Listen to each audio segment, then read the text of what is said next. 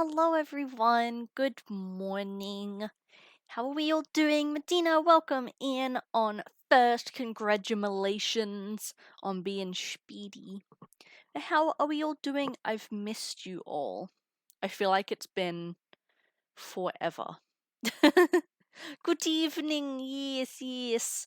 Yeah, I feel like it's been ages since I've streamed. What would it have been? Friday. So Saturday, Sunday, Monday, Tuesday. It's been 5 days since I streamed last, which is terrifying. NA. What is NA? I'm trying to think of all the states. Nebraska? I hate all the abbreviations.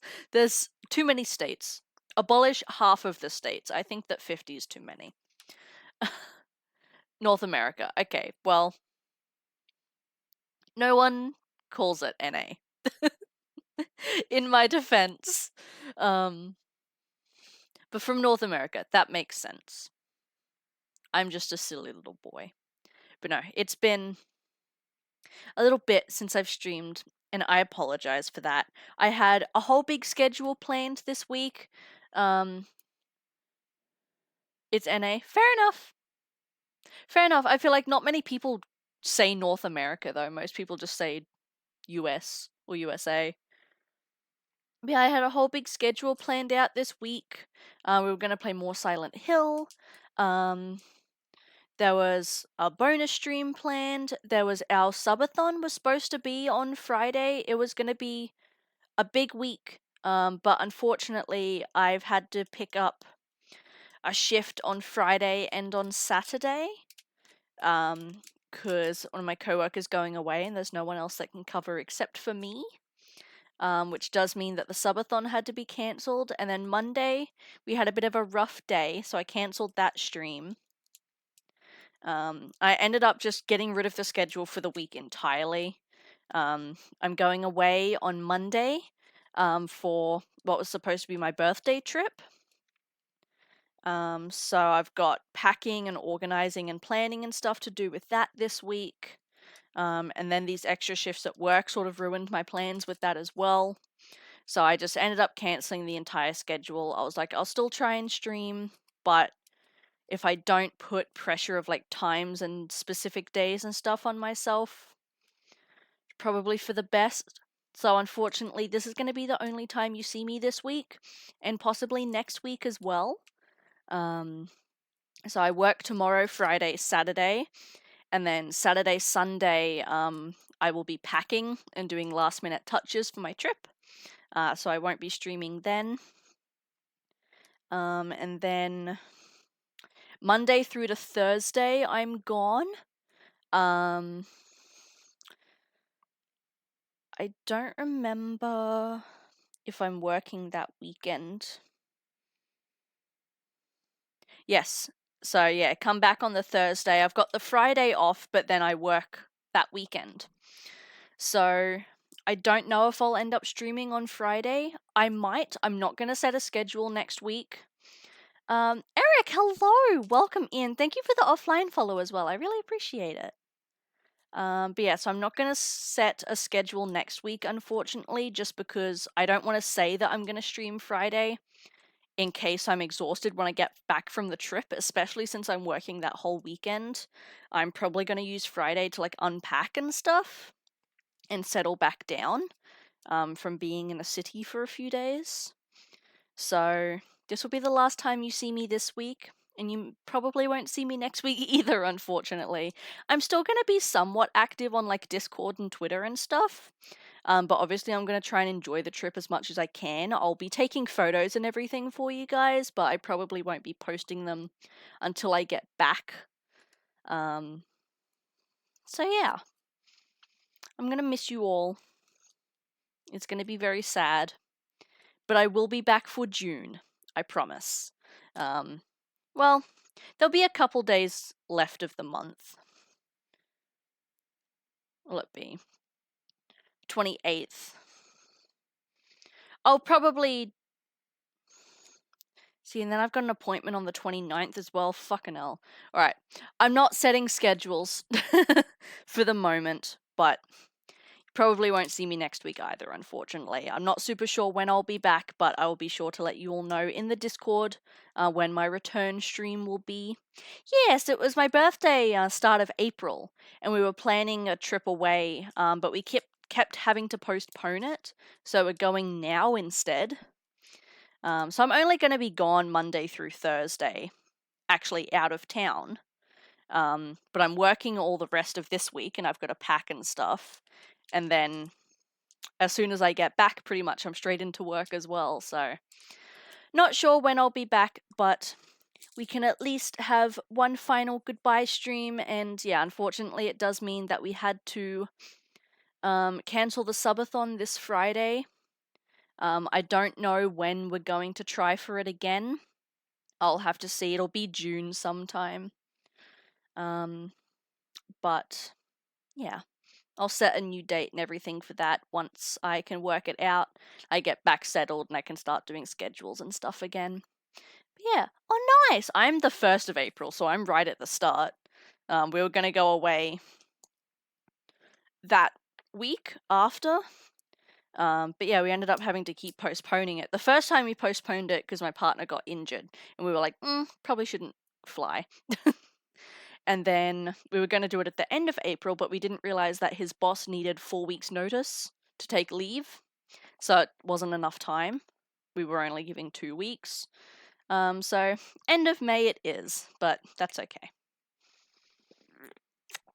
So yes, I was gonna play more Silent Hill today, but I figured if I'm gonna take such a long break, I don't want to get to a point in the game and then, like, not play it for so long, come back and be like, I don't remember what I was doing, where I am, or anything like that, especially in a game like Silent Hill. So we're just gonna chill and play some Pokemon today, some Pokemon Sword. Ooh, the 5th! Hell yeah. That's fun. I don't meet a lot of people with April birthdays. Aries gang up in here. But yeah, we are playing more Pokemon Sword today. It's going to be another grindy stream. Still hunting for max mushrooms, so we're just going to be doing some Dynamax dens and some mushroom hunting and all that jazz. But yeah, before we get into that, we have a couple offline follows to thank. So, of course, what's up? I'm Eric. Thank you for coming and joining. I appreciate you. Marky89, Lil Moon Gem, and Dorcas Dragon, thank you all for the follows as well. I appreciate you guys very, very much. But without further ado, let's get into some Pokemon. My controller's gone to sleep. Oopsies. Oh yeah, I didn't even announce this. I changed my gameplay scene. Damn, I really just didn't tell you guys, huh? It used to be the other way around, so the chat and camera was on the right side. But I flipped it. So, new design reveal. I completely forgot that I did that. So it's exactly the same as it was, it's just flipped. Which I think is fun.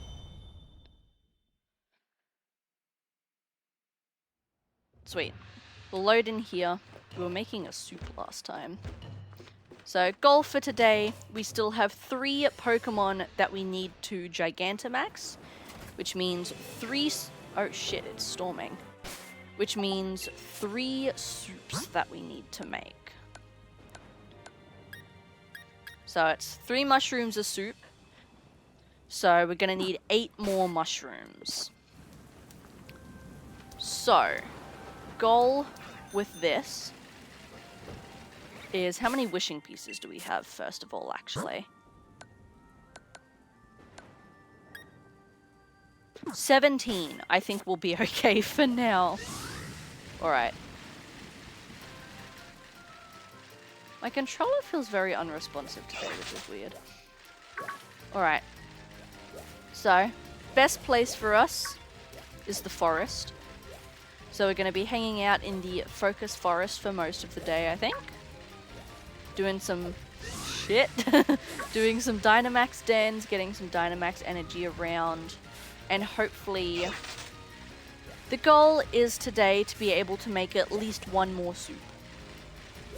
So 2 more mushrooms. But if we can make more than that, would of course be ideal.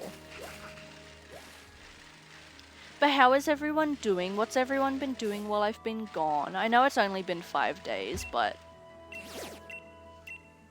that's a couple days where I normally would have streamed, so I don't know.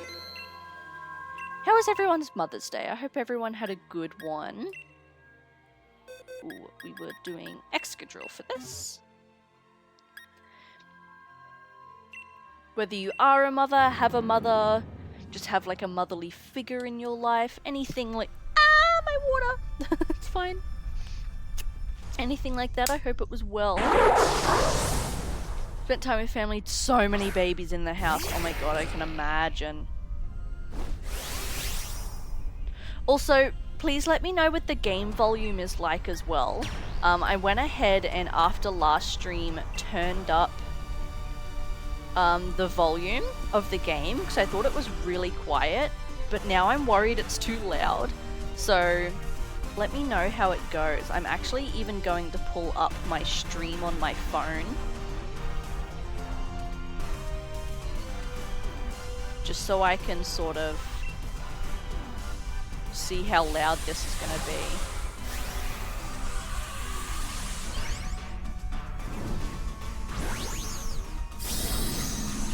You'll hear an echo for a bit, I'm sorry.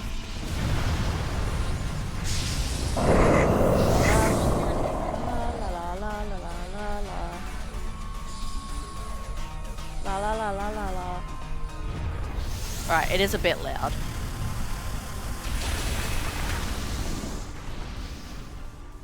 Just go like down here.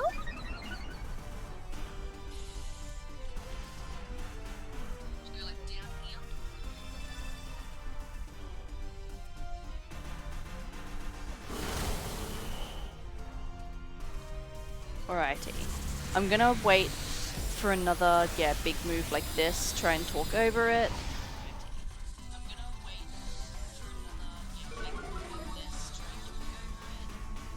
Alright, I think that's a lot better. Let me know what you guys think. I think this is a good level to have it at.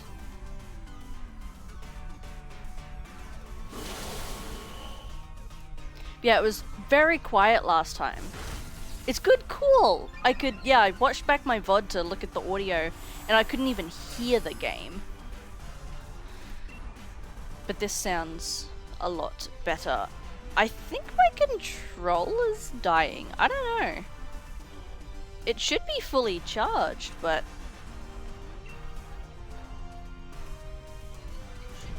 the button inputs aren't like responding to me fully.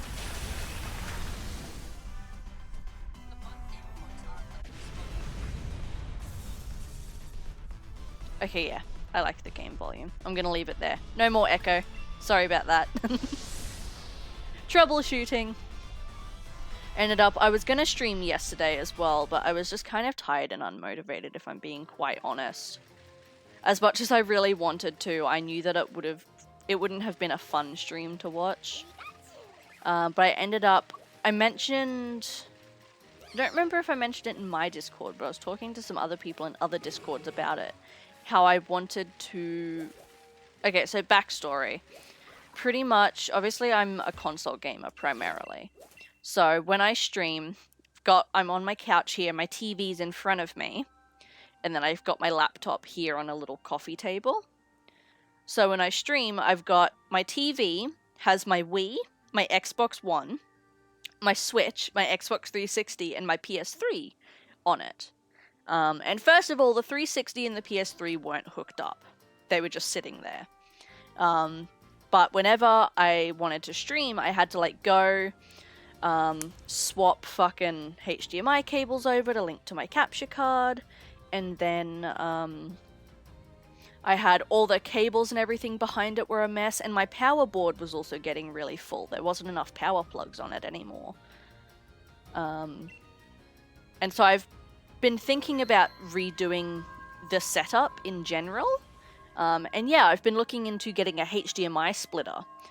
Even if it doesn't work with the capture card, just to tidy that area up a bit so I don't have to keep pulling HDMI cords out and swapping them and everything. And I was looking into that, but I'm like, well, I'm not going to bother getting one of them because shit's a fucking mess behind there. There's a... Jesus Christ almighty. Jay, hello! But there's like a mess of cables behind there already. So I was like, I'm not going to bother doing that until I can tidy that up a bit more. I'm like smashing my D-pad and it's not registering. I hope my controller's not going. But anyway, yeah, so I was like, I want to tidy that up. Because there's a lot of cables back there. The Wii and the Xbox One are the prime contenders. Oh yeah, because I also, my internet modem's hooked up there as well. So that's sitting on my TV. But the prime offenders were the Wii and the Xbox One. Me too. I'm sad that I'm going to be gone. This is my last stream until...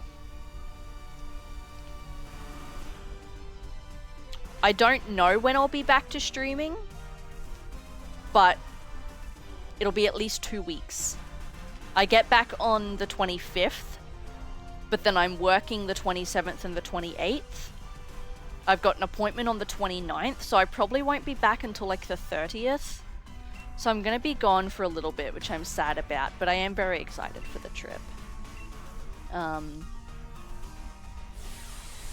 But yeah, because the Wii has obviously the motion sensor bar, and the cable on that is super thin, but it's also stupidly long. Like, I could lap it around this room. It's such a long, thin cable. And then, because the Wii uses component cables, the like red, white, yellow, they're really thick cords. And then you've got the big, thick power cable as well, and it's just a lot. And then the Xbox One's really bad as well, because I have the Kinect camera hooked up to it as well. But because it's a One X, the Kinect doesn't just plug straight in, so I have to use an adapter. And the way that works is you've got the power cable on the Xbox, and then the Kinect cable. The Kinect cable and the Kinect cable from the camera and from the Xbox both plug into a power brick, and that power brick plugs into a different cable that then leads out into a fourth cable to the actual power point, which then has 2 cables on it because the adapter isn't an Australian plug, so it has to have like an international adapter on it. It's a fucking mess. Just to have this Kinect camera hooked up is like 4 separate cables into my Xbox through this adapter. So it's, long story short, a tangled fucking mess back there. But I got my partner to help me because I was so intimidated about the idea of doing it by myself. Oh yeah, we don't talk about it. So intimidated by the idea of doing it by myself, but also this TV is just the weight of a fucking house. So the unit's really heavy to pull forward and everything. So I got his help yesterday to pull it all forward and help me. There were 2 main goals with this. One, to just tidy it up. So we literally unplugged everything and basically just started from scratch. We like bundled together, or cords that were too long, we like folded up so that it wasn't as dangly. Cords that were bunched together, or like all the cords for one console, we like stuck them together into bundles and that sort of thing, and just tidied it all up back there. And the second goal was also I added a second power board or power strip, so that I've got more actual like PowerPoint plug parts now.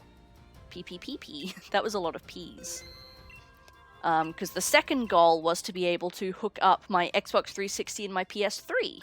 Not only because there's some games on there that I just want to play, but because I do actually want to look at streaming off of them in the future. There's a couple games on them that I want to stream with you guys.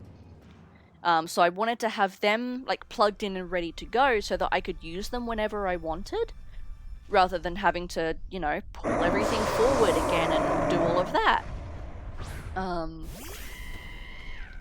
So that was the second goal. So we tidied up all the cable management, bundled cables together into groups, tied them all up, that sort of jazz. So it's a lot tidier back there now.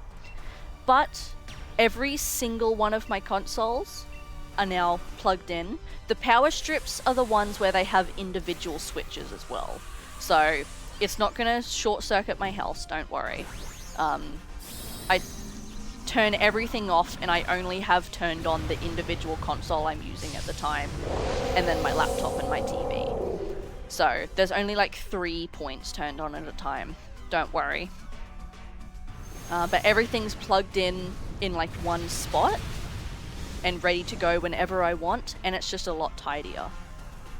So then the next step from here is I've gone ahead onto eBay and ordered a HDMI splitter, which is coming in the mail now. So then the goal from that is that I can have every single one of my consoles hooked up into this one adapter, and then the output goes into my TV. So it's only one HDMI port that it's taking up, but I can switch between my 4 different consoles, so that then when I want to stream, instead of having to go unplug the HDMI cable for the console, plug in the capture card, do all that, it's all just one port, and I can just have that plugged in to the capture card, and I don't have to keep pulling out and swapping cables. I can just basically press a button and change its output destination, which is going to be really good, even if it doesn't work on the capture card, because I have heard some people that running it through the adapter causes some latency issues, which is understandable. So even if it doesn't work with the whole capture card side of things, it's still going to make it a lot easier for me in my own time, that I can have all 4 of my consoles hooked up at once and just stream off them whenever I want. And it also means that I'm getting a 5-in 1-out splitter. So I can have 5 different HDMI inputs going into the same part. That also means that when I want to stream off my PS5, which is actually in another room, I unplug my PS5 from the bedroom, bring it into my office when I want to stream on it. It would mean that even when I want to stream off my PS5, I still wouldn't have to unplug things, because there would be an extra port in the splitter to just plug it directly into. So, TLDR, my setup's a lot tidier, and it's going to be much less hassle for me going into the future. That was probably the most uninteresting rambling conversation I've ever subjected you guys to. But, I don't know. It's something to talk about, I suppose. Anyway, I found it interesting. I'm glad. Oh, God. It's so funny to think that, like, 6-8 months ago, I would almost just sit here in silence. Whoops. I was so terrible with conversation and keeping noise going in a stream. Now I really do just sit here and ramble. I wonder if the day will come where you guys want me to just shut up again. Truly. People do definitely underestimate how mentally taxing streaming can be. I'm a super quiet gamer. That's the problem. Like, when I game just by myself, I'm not talking. Especially Pokemon. Usually when I play Pokemon, I'll like chuck on a YouTube video or a stream in the background and just silently sit and play. So it feels very abnormal for me to sit here and be like, okay, I'm gonna select this move and we're gonna choose this Pokemon. It has definitely taken me a long time to get to this point. I've been streaming for probably coming up to 1.5 years actually. And it's just been the past couple months where I'm really used to like constantly talking and keeping going. But it's funny because it hasn't been harder. If anything, it's actually easier, which is very strange. And I wonder if part of that comes from just simply having more people here to help me keep a conversation going. But I feel like another part of it is A, simply practice, but B, confidence as well. Not necessarily that like I myself am more confident, but I'm just more comfortable. Like I watch other streamers and I think like, what are you doing in your stream that is making me sit here and watch for long periods of time? What is it exactly that I'm enjoying? And a lot of it is not entertainment value necessarily, but the streamer's personality. So I vibe a lot with like the chaotic kind of streamers and just the like unhinged, constant go sort of people. And that's more like what I am in real life. Like, I'm still very quiet IRL. I've never been like a super outgoing person, but I'm definitely have a lot more dark humor, a lot more unhinged, cryptid vibes, if you will. And so I'm trying to let more of that come out when I stream, because I was holding a lot of it back, being like, oh, people don't want to hear about that, like, I don't want to make anyone uncomfortable, just shit like that. And not that the things I say would make people, like, uncomfortable necessarily. It's hard to explain. I'm just trying to get rid of the filter, if that makes sense. Obviously still being careful what I say, because I am live and we don't want to be upsetting people. At the end of the day, I do still want to keep this a safe space, but having less of a filter to genuinely say what I'm thinking and make those sort of jokes that I make in real life, because I like to think I'm actually quite a funny person. And I think back to things I've said when I'm streaming or whatever, and I'm like, that's not what I would have said. Genuinely, I almost felt like I was faking it. So I've been trying really hard the last couple months to get rid of that filter and act more just how I do genuinely. Practice confidence and being more comfortable. Yes, yes, yes. When I'm playing Minecraft, I'm really quiet, but I listen to music, TV, and streams at the same time. See, that's why, that's how I am as well. Like, I'll genuinely sit there, I'll be playing a game, I'll be scrolling TikTok, I'll be watching YouTube, just all at the same time. I need so much stimulation. Streaming is tough, honestly. I'm glad that I've stuck out with it, because I'm at a point now where I genuinely really enjoy it, and I know for a fact that it's something I want to keep doing. No, that's not it. You just always stream at like 2 AM. I'm just never awake when you stream, that's all it is.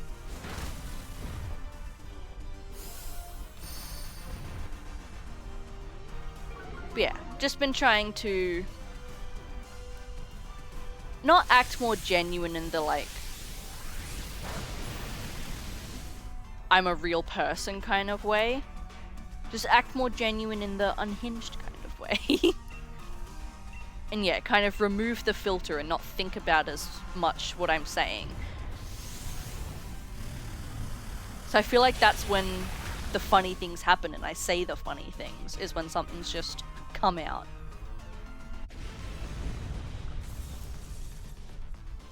We are also not having good luck with this today. We've been flying through these Dynamaxes, but I am not seeing any mushrooms. And there is genuinely something wrong with my controller. These inputs are registering so slowly. It's hard to unmask while streaming. I have no filter when I unmask. Exactly, and it's that fine line of like, I want to make jokes and act like how I do, but you do also still have to be kind of careful. Not like I'd say anything like bad that'd get me cancelled or anything, but like I said, although this is an 18+ stream and we do have kind of chaotic energy sometimes, encrypted vibes, I don't want it to be to an uncomfortable point.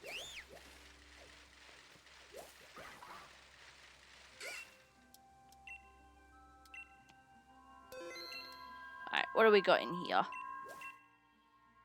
Ooh, 5-star.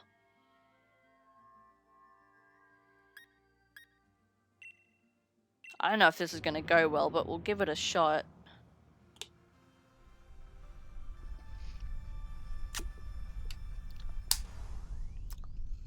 Gigantamax Colossal.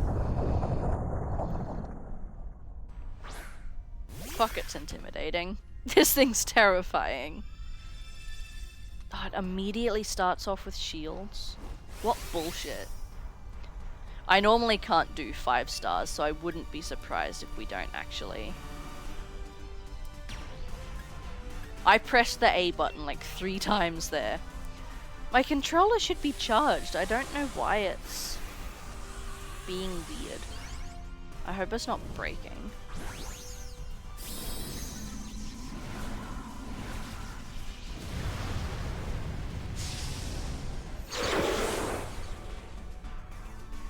I don't really want to have to go buy another Switch controller, if I'm being honest. There's other things I want to buy.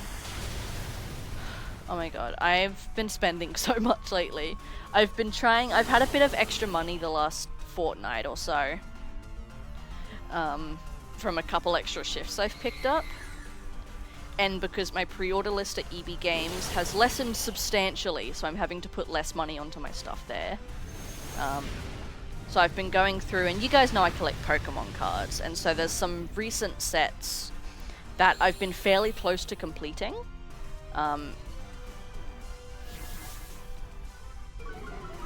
you sort of... I recently found out that I have ADHD. Hell yeah. It wouldn't surprise me if I did. I know I have autism. Which explains so much. It truly does.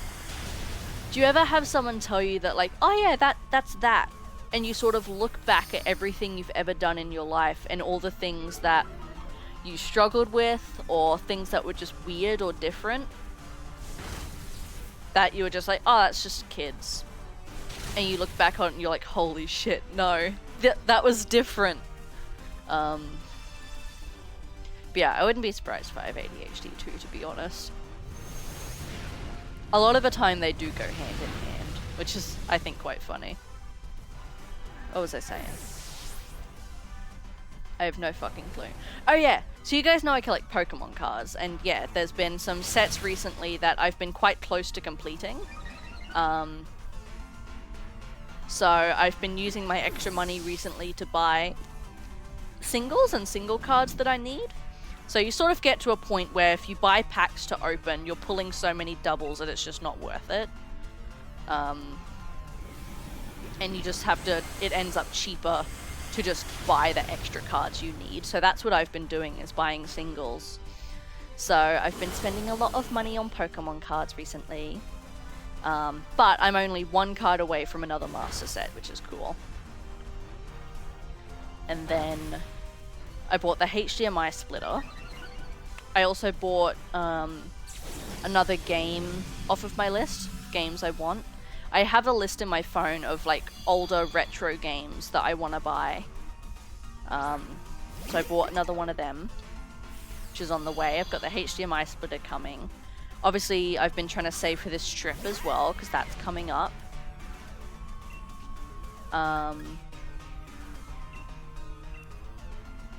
ADHD. Oh, I thought it was just a typo, my bad. Oh, that's cool. I didn't know there was like an acronym for it.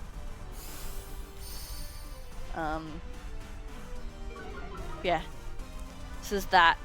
And then there's also, I need to buy new work shoes because mine are falling apart, which I'm hoping that I can actually find some on this trip. I want to go to the shop there because they've got like giant shopping centers in the city and stuff, more so than we do here. So go have a look, buy new work shoes, see if I can find any on sale. And then later in the year as well, I want to go back to the dentist. Because I've been basically here, you guys know the whole like Medicare thing. It's a free government funded service you sign up to. Anyone can sign up for it. It's free, but it just makes it so that if you like go to the doctors, you get a bit of money back. So you'll pay, say, like $100 for the doctor, but you'll get $40 back from Medicare to sort of help fund it. And it unfortunately doesn't pay for things like physios or mushrooms. Or chiropractors. It doesn't fund eye care, that sort of stuff. Any like private health institutions, but any public institutions it helps pay for. And the hospitals here, up until a certain age, I think it's 19 years old, if you go through the public system, which is through the hospital, it's funded by Medicare, which means any dental care you don't have to pay for. But now that I'm not 19 anymore, I don't get free dental care. So I have to actually pay for it now. And I haven't been to the dentist in a little bit, because obviously I'm not 19. And the hospital dentists were good, they were free, but obviously being a free hospital service, not as great as maybe something else would be. So I want to look at going to one of the private clinics around here, and going to the dentist again, because I know I need to go to the dentist again as much as I don't want to. But I'm hoping to, try one of the private clinics out, because I think they might be a bit nicer and a bit more understanding, especially with, like, my autism and stuff. Dentists can be very scary. There's a lot of noises and sensations and feelings going on. It's a very overstimulating environment. I didn't know why TikTok had made me realize. Exactly! Yeah, I'm looking back at everything now, I'm like, holy shit, it was a symptom? It wasn't a quirk? Yeah, the hospital here has they've got like, obviously the hospital, the emergency department, the hospital part, maternity section. There's the radiology section, which is where you go and get x-rays and stuff, which are also government funded. Ultrasounds, all that jazz. And then there's the dental department. But yeah, I want to look at going to a private clinic that's maybe going to be a bit more understanding, because as nice as the hospital dentists were, like, they weren't bad by any means. Obviously it's the public system. And yeah, wasn't fantastic. There was one time I went there actually, and the dentist I happened to see was used to treating like autistic people and stuff, and so before they do anything, touch me, use an instrument, anything, they would tell me what they were going to do first and what it was going to feel like. They let me take a bunch of breaks and all that sort of stuff, and it was really nice. But a lot of the other times, it'd just be, oh, you don't brush your teeth every day? Shun. Very, like, just not understanding that not everyone has the mental capability to brush and floss every single day. So I want to try out a private clinic, because I've heard that they're a lot more understanding with that sort of thing, and there's one in particular I'm looking at going to here that is very used to treating children and autistic people. Only downside is that it's not in the publicly funded system, it's in the private system, and because I don't have health insurance, I have to pay for it out of pocket. But they said a regular checkup with x-rays included is about 350 Australian dollars, between 250 to 350 Australian dollars, which is actually substantially less than I thought it was going to be. So that's very good. The Medicare system here is great. It does mean that our the tax we pay is a bit higher, but it goes to funding all of these public access points. So things like dental and the doctors and all of that stuff is a lot of the time just paid for. So I want to look at going to the dentist again this year. Got the trip. I'm also going to need new glasses at some point this year. My prescription's still fine, but these glasses are quite a few years old now and they're getting very scuffed and scratched. So I'll need to get a replacement at some point this year. And then I want to go for my driver's license this year. So I do not drive, I do not have a license, I do not have a car. Once I turned 16, I did go for my learner's license, but because of my really bad anxiety at the time, I wasn't able to complete it. But I feel a lot more comfortable now, and like it's something that I do want to try again. So I want to go looking at getting my license this year, which the license itself is cheap. But then obviously I'll have to get my hours up, so I'm looking at buying a secondhand car as well, which there's not much around at the moment. I am struggling to find a decently priced and running secondhand car. I'd spend $760 just to get a tooth extracted? Jeez. USD, yeah, shit. I don't know how much it would be for something like that. Like I know wisdom teeth removal, for example, in the private system without health insurance here it can be like 2-ish thousand. So it's not cheap, but I've never had to have anything like that done. The one wisdom tooth I did get removed was done at the hospital, so I didn't have to pay a single cent. Which was nice. So yeah, you get the benefit in the public system of things being entirely, if not mostly, funded. Over $1,000, Jesus. Yeah, you get the benefit of them being mostly, if not entirely, funded, but there's a much longer waiting list. So sure, you won't have to pay, but you may have to go on a waiting list for like a couple months. Which is the downside, whereas the private system, you can get in pretty much immediately for anything. But if you don't have health insurance, you would be paying out of pocket. Wish we had a dentist hospital in here. They'll do like a lot of emergency procedures and stuff, but yeah, once you turn over 19, it stops being free. Which, fair enough. I don't know why it's 19 though. That's a very strange age for me. Because 18 here, you're considered an adult. You can drink, you can smoke, you can drive at 16. So like, 18 is very much adult. But in like the Medicare system and stuff, you're considered a dependent of your parents until you're 19. So that'll be like at the doctors and dentists and stuff. It's free until you're 19 because you're still a dependent of someone. And if your parent happens to be on like government payments or government support or anything like that, as a single parent, you can get extra money from the government to help take care of your child in place of child support. And so you'll continue to get that until they're 19 as well, even though 18 is technically an adult. 26, you have to get off your parents' insurance. I'm not sure how it goes with insurance. Like, I've never met anyone who actually has health insurance. Just because you really don't need it. Like, most things are free and funded for here.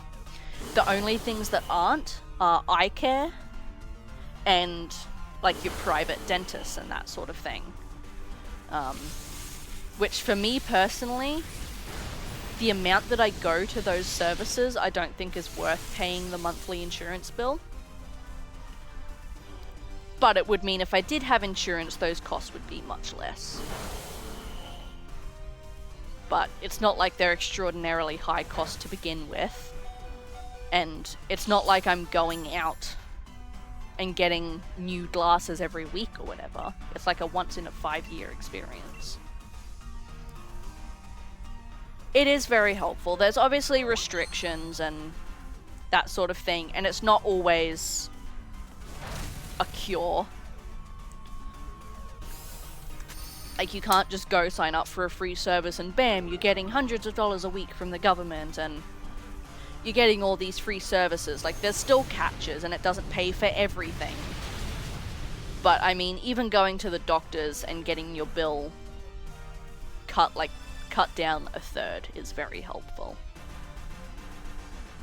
And just the fear of knowing that if a health emergency does happen and you have to go to hospital or you have to get a tooth pulled or you have to have surgery or anything like that, you're not waiting for that lifelong debt to come in the mail. There's nothing.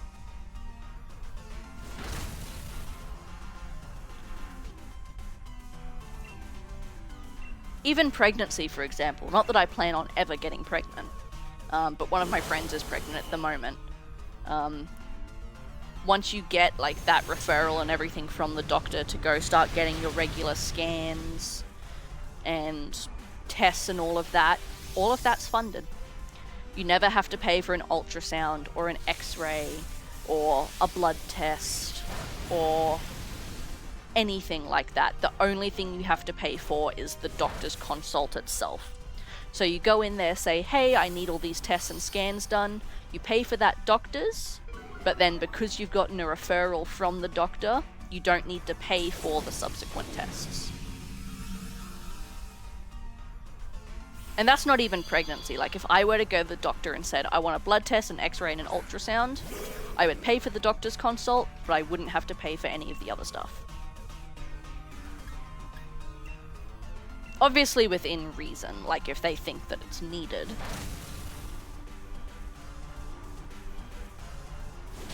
But yeah, very, very helpful. And like that Medicare service is free. The second you turn old enough, you sign up for free and it just starts working.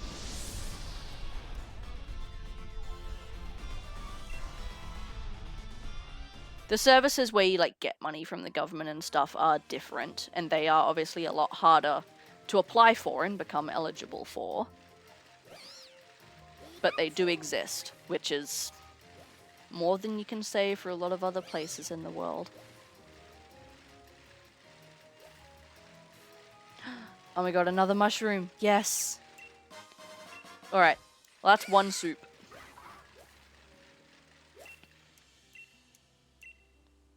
Let's see if we can make 2 soups today. Get 3 more mushrooms.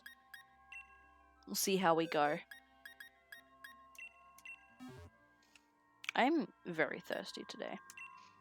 And I do not know why.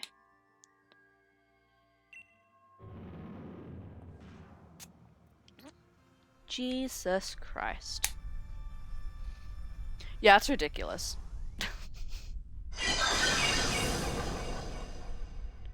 That is actually insane.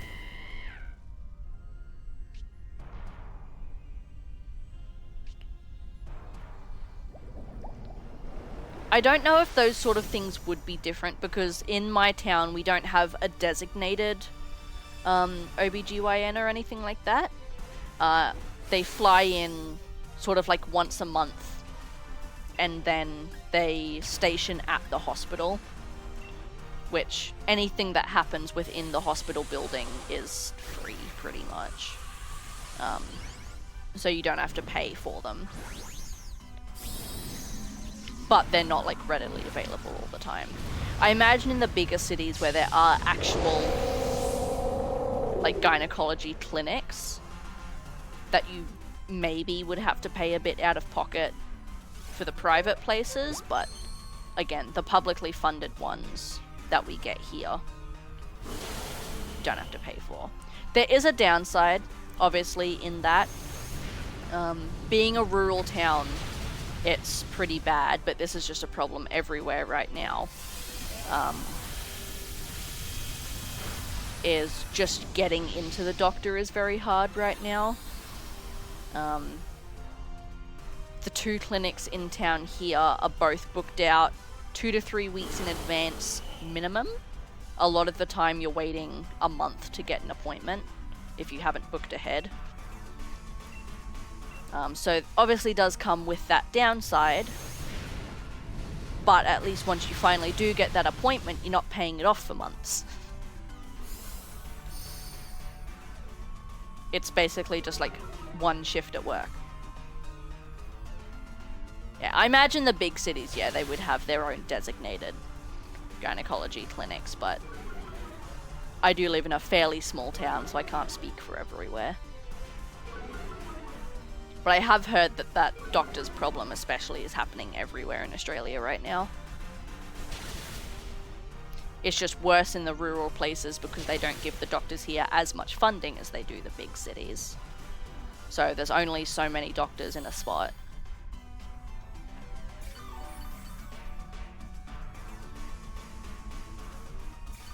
That's why me going to the doctor so regularly, not only to get the certificates for my neck, but every 3 months when I get my shot, which I got today actually, so my arm is a little sore. As soon as I'm done, I go to the front counter and just immediately book in advance. So like this one I have to get every 12 weeks. So I'll get it done, go to the counter, and just immediately book for 12 weeks time. It's not like your fucking middle of nowhere town. Like there's a bunch of restaurants and fast food shops. There's like 2 decent sized shopping malls. There's a lot of stuff here. I think population is about 20,000 around there. So it's a decent sized town. It's just not like a city. The nearest big city from me is about 3 hours.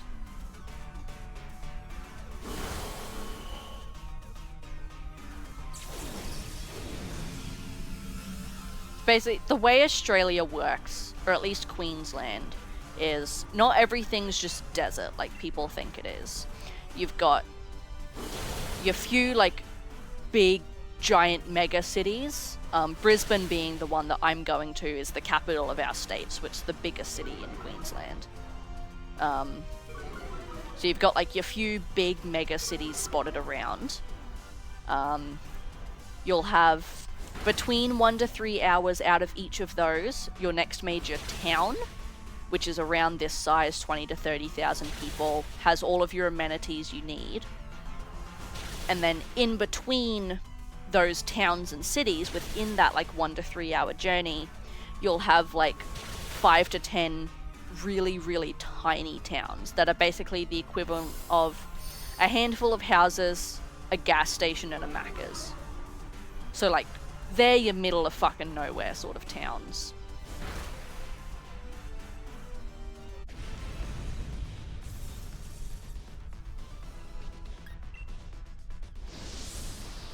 It's always funny talking to people about it as well. I was talking to someone in a stream the other day, in someone else's stream. I don't remember whose it was, but we're talking about how, yeah, to get to my town, to like the next major town / city is a 3 hour drive. In between there, it's just like your tiny gas station stops, really. And I was saying, you know, Brisbane, where I'm going, from me is about a 10-hour drive. It's a 1.5 hour flight. And we were laughing about it, saying how, like, I drive for 10 to 12 hours and I'm still in the same state. I've only just reached, like, another city. Whereas you go to, like, America, Europe, England, if you drive for that long, well, Europe especially, if you drive for that long, you've crossed, like, 10 different countries at that point. If you drive for 10 hours in America, you're, like, probably at least a solid halfway across the country. You could drive for like 3-5 hours and be in a different state. Whereas here, you barely get into another city at that point. It's very interesting. And then, yeah, England, you drive for 10 hours, you're in the ocean. It's so interesting. Australia is a lot bigger than people think it is. Like, if you plop it on a map next to, like, America, it's much bigger than you would think it would be. It is just very spread out.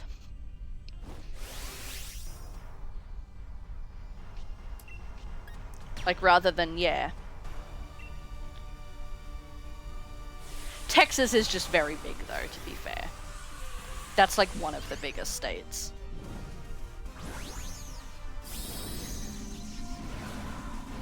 Like, yeah, a lot of your smaller ones, if you drive for that long, you're at least in the next state over.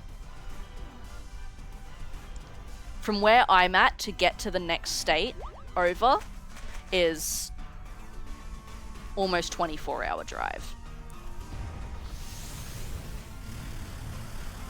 Yeah, a 10-hour drive is just to get to the city. So it's all just very spread out here. Like, there's plenty of room, and there's still plenty of stuff. Like, we're not literally just in the desert like everyone thinks. But, yeah, if you're in a place that happens to be a bit smaller or not have all the amenities you need, you're gonna have to work to get them.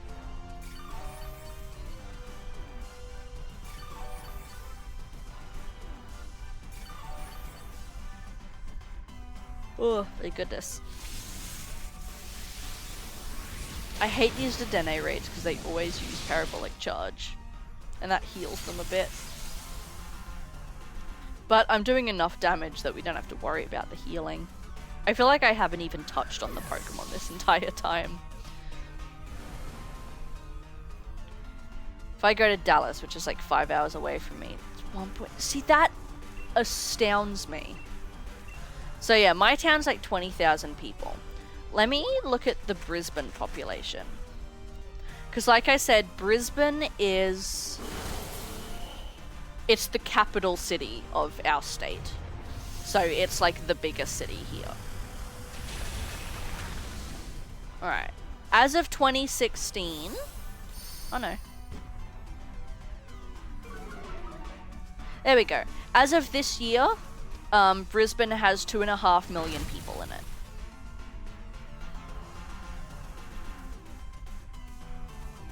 So it's big. But even then, if you drive an hour out of Brisbane, you get to the coast, so the Gold Coast and the Sunshine Coast. The Gold Coast has 500,000 people. So, like, that's a big difference. But yeah, still very intimidating. I'm not used to cities, so I am a little nervous about this trip. The last time I was in Brisbane, I was still in school. So, like, I didn't get to go anywhere of my own accord. This will be my first time in a city going where I want when I want. Which is going to be intimidating. My partner's coming with me, obviously. No way in fucking hell I'm going by myself. So he's going to be able to help because he lived in Brisbane for a little bit. So he's used to, like, the public transport systems and that sort of thing. So he's going to help a lot, but he's still not a big fan of cities either, so we will be solely relying on public transport. We won't be driving or anything like that. Town where I plan to live is 4 hours away, but an hour outside of Dallas only has 8,000 people. Oh, that's nice. That's a nice little small town, yeah.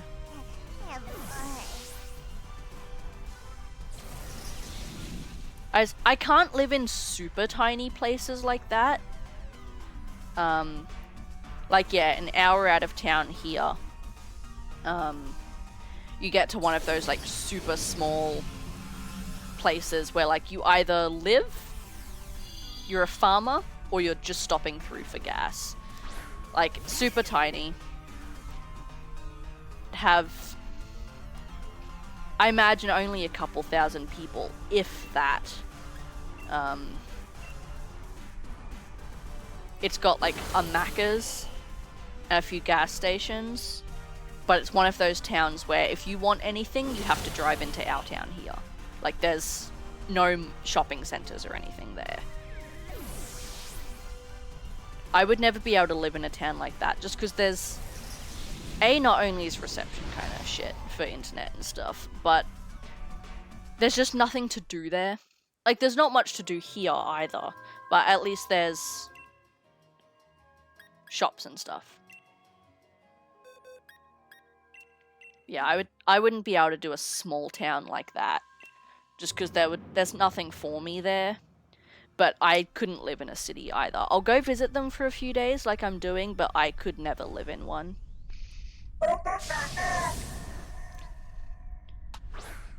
Oh yeah, California's the big boy. Yeah, I could never live in a city. We're going there 3 nights, 4 days, and, like, that's my max threshold.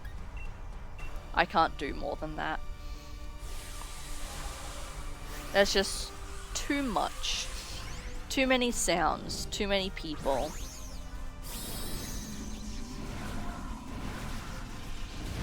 A lot of things to do, though. our plan is, so yeah, like I said, we're there 3 nights, 4 days. So we'll get there at like 10 in the morning on the Monday, and then we leave at like 2 in the afternoon on the Thursday. So we're planning on we're staying in the Brisbane city. So we'll probably do 2 days in the city.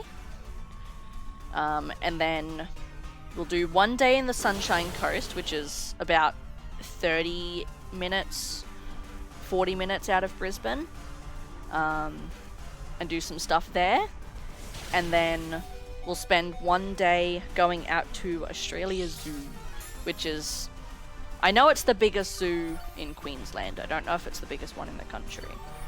But if you guys are familiar with the Australian legend Steve Irwin, or the Irwin family, it's the zoo that he used to own before he died. And I have been wanting to go there since I could speak. Since I could fathom the words that I wanted to go, I have always wanted to go. The Irwin family were genuinely like my idols. I was obsessed with Bindi as a kid. And I've always wanted to go to this place. So I'm very excited. So we'll probably be spending a day out there, which is going to be awesome. It's about an hour drive out of the city, so like we're going to have to make a whole day of it, but I'm excited.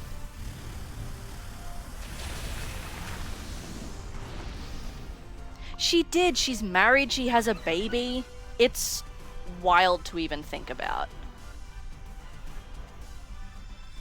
Just thinking that, like, when I was little, just a small little child, I would watch her and her family on TV. I had all of her, like, DVDs and stuff. And now she's got a family. That's wild. But no, I've always wanted to go to Australia Zoo. So I'm very excited. Very, very excited.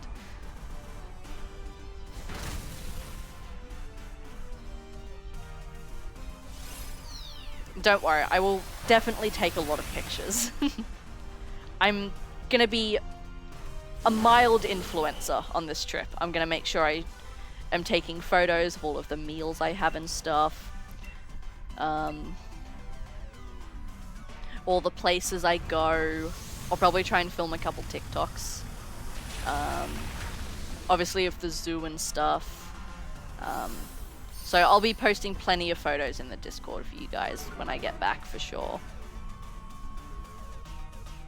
Other place I'm super excited we're going to is the Queensland Museum in Brisbane, which is the largest museum in the state, I'm pretty sure, is currently holding a dinosaur exhibit until October. And you guys know how I feel about dinosaurs. So I'm going to get to go to the largest dinosaur exhibit in the state right now. And I'm so excited. That's going to be really fun. And we've got a bunch of food places we want to try. Brisbane has 7-Eleven convenience stores. I've never been to a 7-Eleven.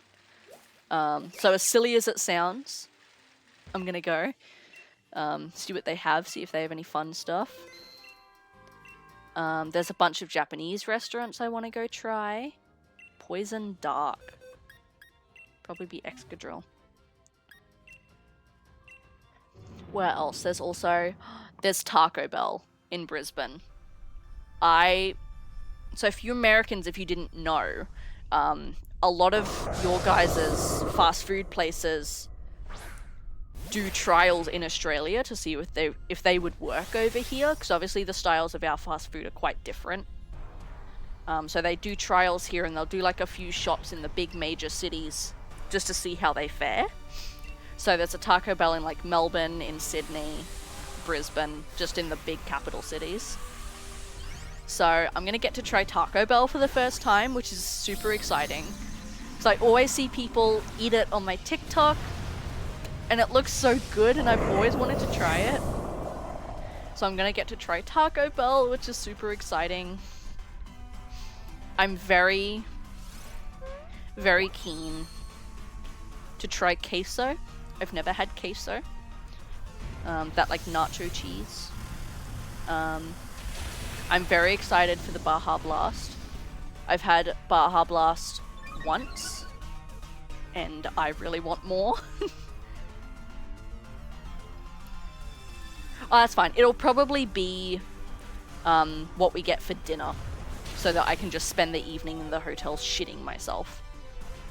And I won't have to worry about like going to the shops and spoiling my pants. I'm very excited. I've always wanted to try it.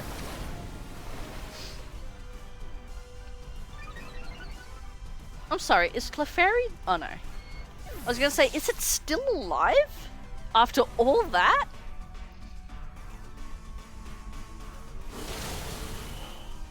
Yes, very exciting. We have many things on the agenda. There's some retro game stores I want to visit as well, and see if I can find any of those games that I want, maybe a little bit cheaper than on eBay. So that'll be nice.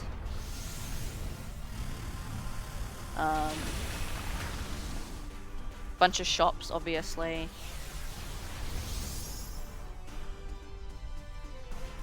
I'm excited. I'm nervous because city and transportation, but it'll be fun. And because for the last like sort of month or so, I've been putting off booking it because I'm one of those people where I get really bad travel anxiety. I don't travel much. I'm very much a homebody. So before I travel, my brain psychs me out of it.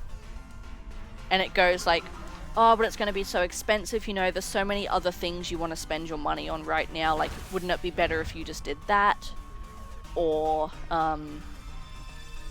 just general anxiety of like, oh, it's just scary leaving home sort of feeling.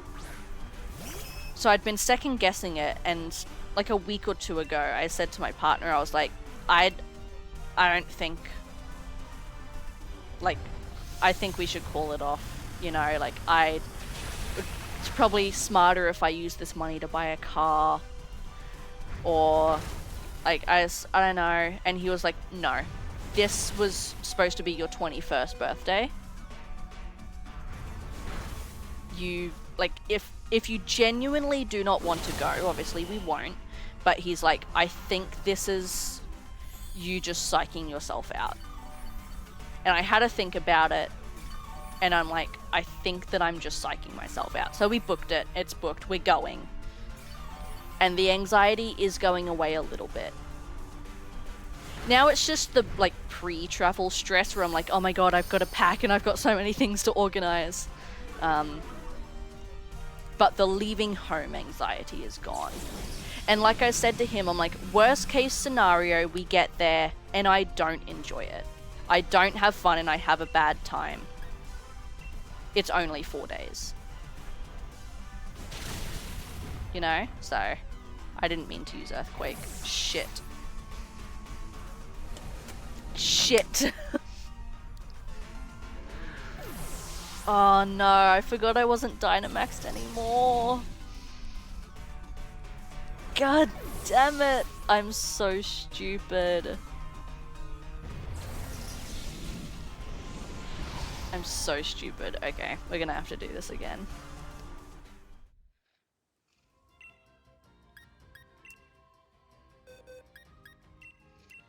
I think I'll have fun. Hello! Hi, Kuma, how are you? Yeah, I think I'll have fun. But worst case scenario, if I don't, it's only a few days anyway. So, you know.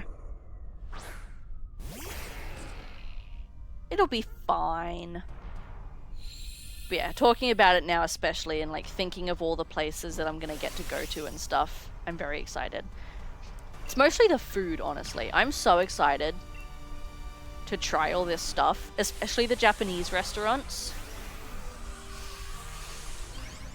It's been a few years since I've had Japanese, and I've only been to a proper Japanese place once. And so I'm very excited to get to go again to a couple. I'm going to a frozen yogurt bar. That's the other thing we're going as well. I'll have to see whether they take walk-ins or if I'm gonna have to book ahead of time. but 2 places that I want to look at going to are an axe throwing place and a smash pit. You know those places that are like escape rooms, but instead you get put in a room with a bunch of glass and breakables and you just get to smash shit? Yeah, I'm looking at going to one of them as well, which seems super fun. I'm doing good. We're being quite, we're being very, what's the word? We're reminiscing today. This is my last stream this week, before I go away to Brisbane next week. So this is going to be my last stream for probably about 2 weeks. So it's sad, but I'm very excited about all the places I'm going to get to go to. This was what was supposed to be my birthday trip at the start of April. But we're only just getting to go now.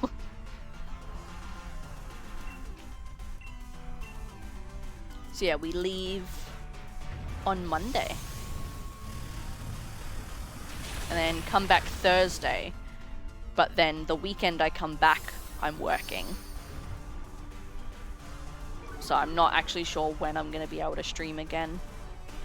Which is kind of sad, but... no offense, guys. It's gonna be worth it.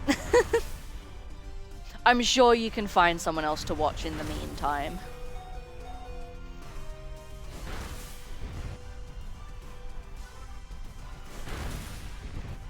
Thank you, Torkel. That did fucking nothing.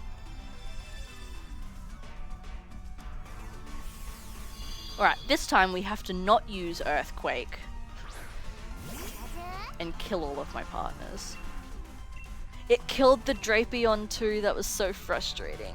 I was hoping that the killing of Drapion would override the killing of all of my teammates, but it didn't.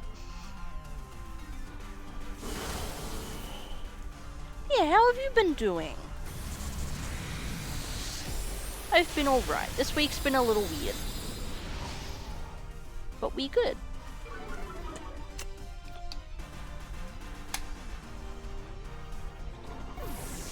And on the plus side, I'll get a paycheck from work while I'm away. So I'll be able to replenish my funds a little bit. But it'll also mean because we'll be away for most of that week, I won't have to put aside as much money for groceries. It's going to basically halve my grocery bill because I get paid fortnightly, which is every 2 weeks. So... when I go grocery shopping, I shop for 2 weeks. So I normally end up spending around 250 Australian dollars, which is 2 people for 2 weeks. But because we'll be gone most of that week, I'm thinking I'll only have to budget for about 150, which will be nice. Yay, we did it. I didn't use Earthquake. Good for me. Excuse me. All right. Where to next? Mushroom hunting? You're a mushroom, but you're not the kind of mushroom that I want. Oh my gosh, there's one. Yes. Okay. I also have to keep an eye on the time because I have to make sure that we don't go past the 3-hour mark today. Well, we can a little bit, but like it's 12:40 now. I have to make sure I'm off at 3.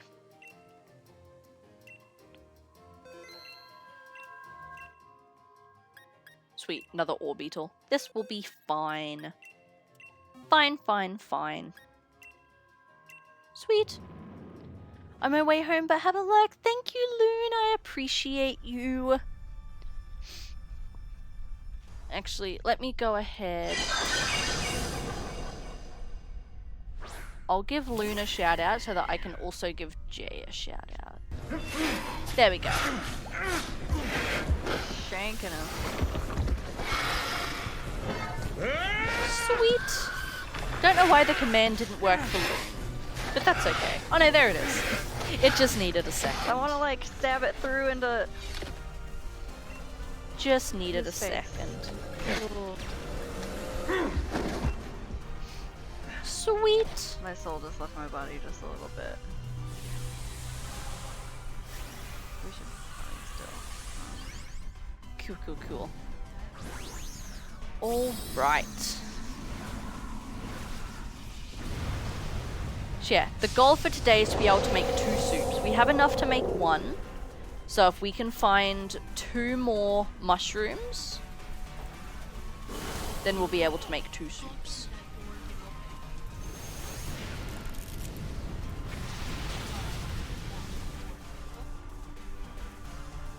So 2 more mushrooms is the goal for today. If we find more, awesome, obviously.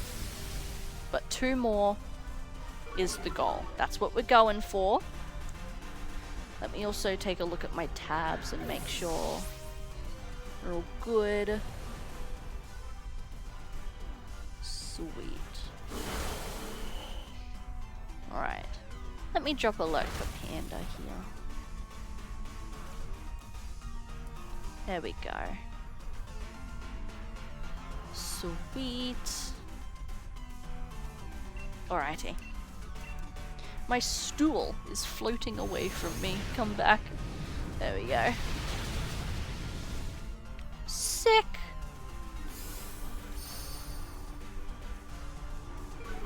Alrighty.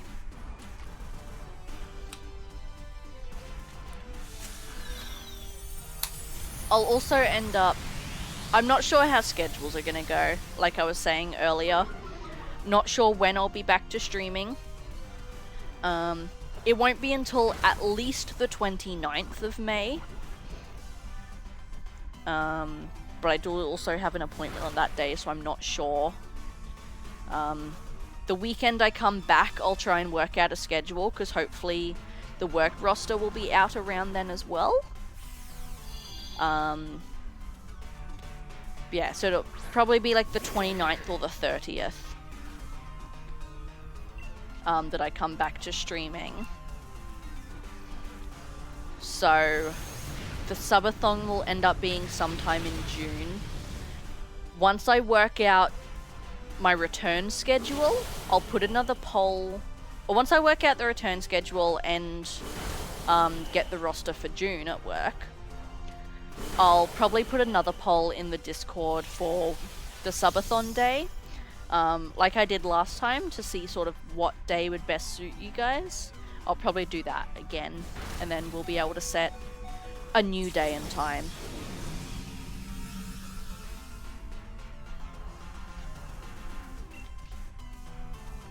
It sucks that I had to cancel it. It feels like every time I plan one, I end up having to cancel it because I get called into work, but my coworker has to go away this week and next. He can't not.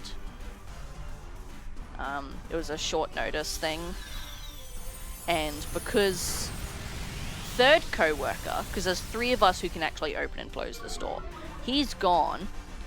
Because third co-worker is going to have to work that week I'm gone, they can't take these couple shifts this week, because then they would be working too much in a row. So I kind of had to take them, which I'm not mad about. Like, it'll be extra money for me, obviously. That'll be helpful for the trip. But yeah, unfortunately, it does mean had to cancel the subathon. So I'll have to plan that for another day. Which may not be all bad, might end up being a better day. Don't know yet. We shall see. It'll probably end up being same day and time, just in June instead. But I'll still put the poll up just in case.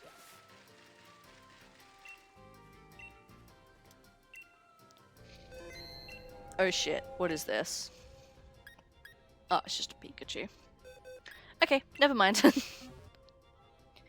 These big purple ones concern me because sometimes they're like 5-star gigantamax Pokemon and other times they're just a little 3-star Pikachu. Hello!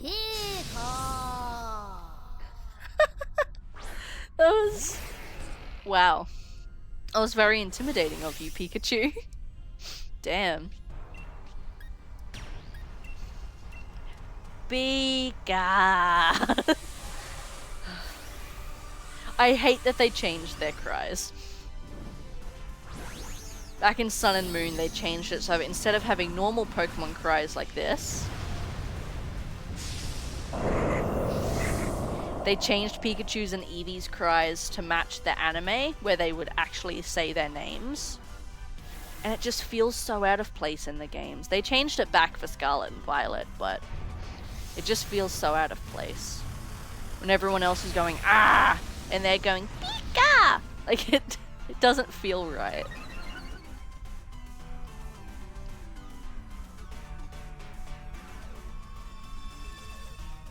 Oh, only 2 shields. That's sad. Also, Jay, what do you think of the game volume? I went ahead, and since playing Silent Hill, I looked back at my VODs and I could barely hear the game. So I turned the game volume up a little bit, but then it was a little too loud at the start of this stream, so I've turned it a bit down again. So let me know if it's good. Yeah, if like the game is loud enough, but if you can still hear me over it okay.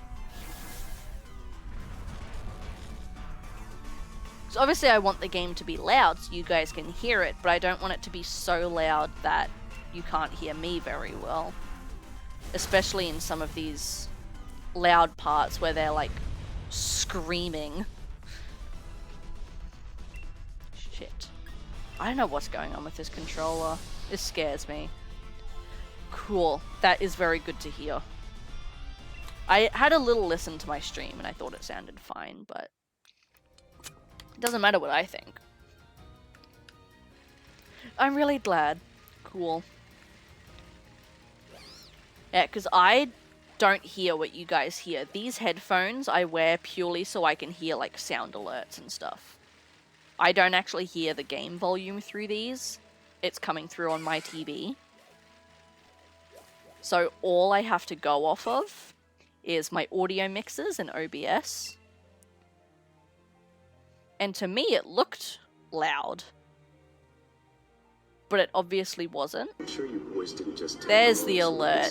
Genie, thank you for the 2 Bongo resub. Vulpix, Amatib 2 Bongo Vulpix, Amatib 2 Bongo Vulpix. I don't know why the alert cut off. But thank you for the resub.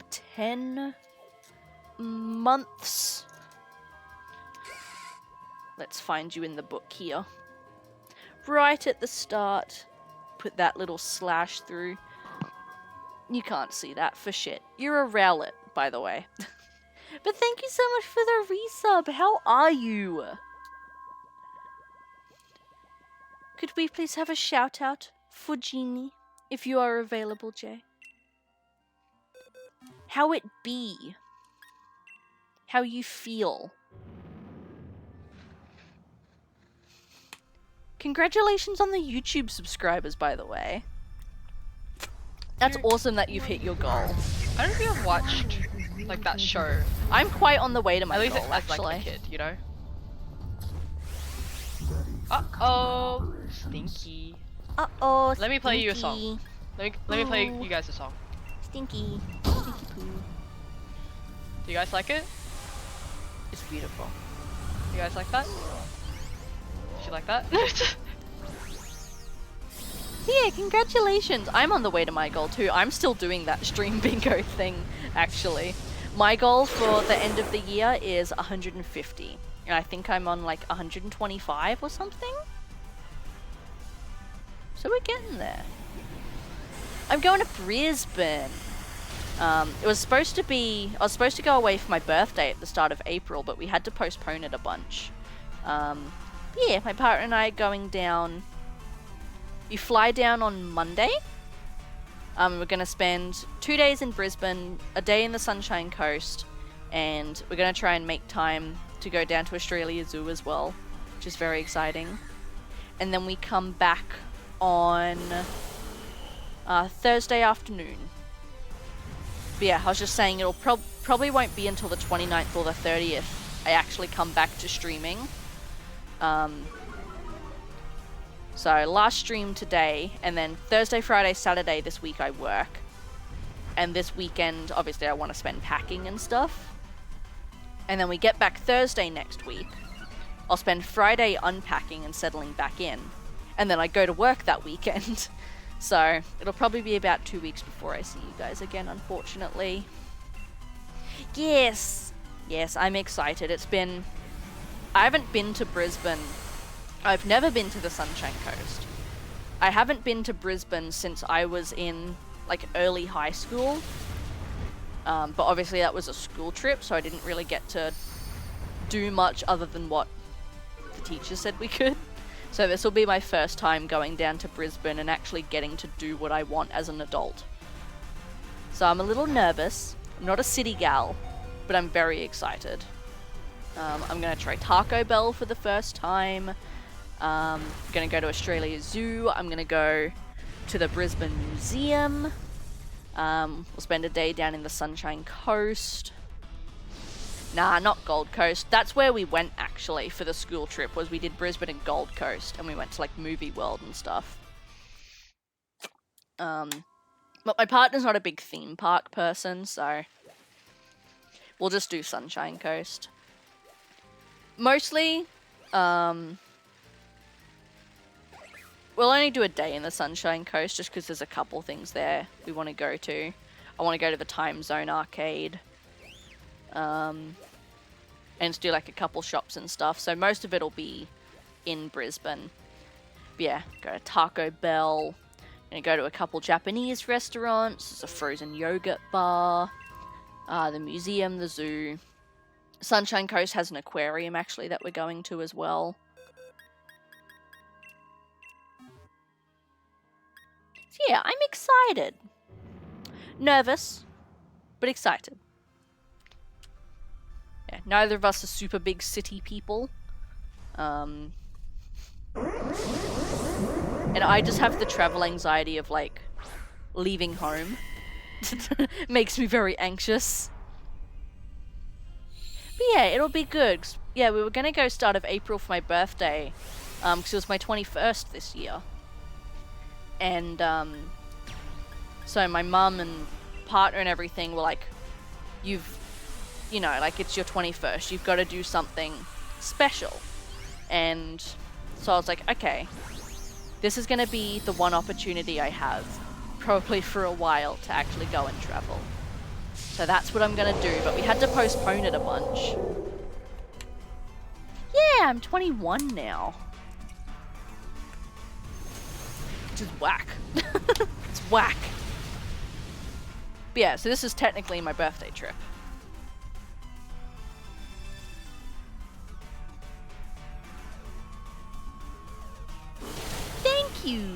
Thank you.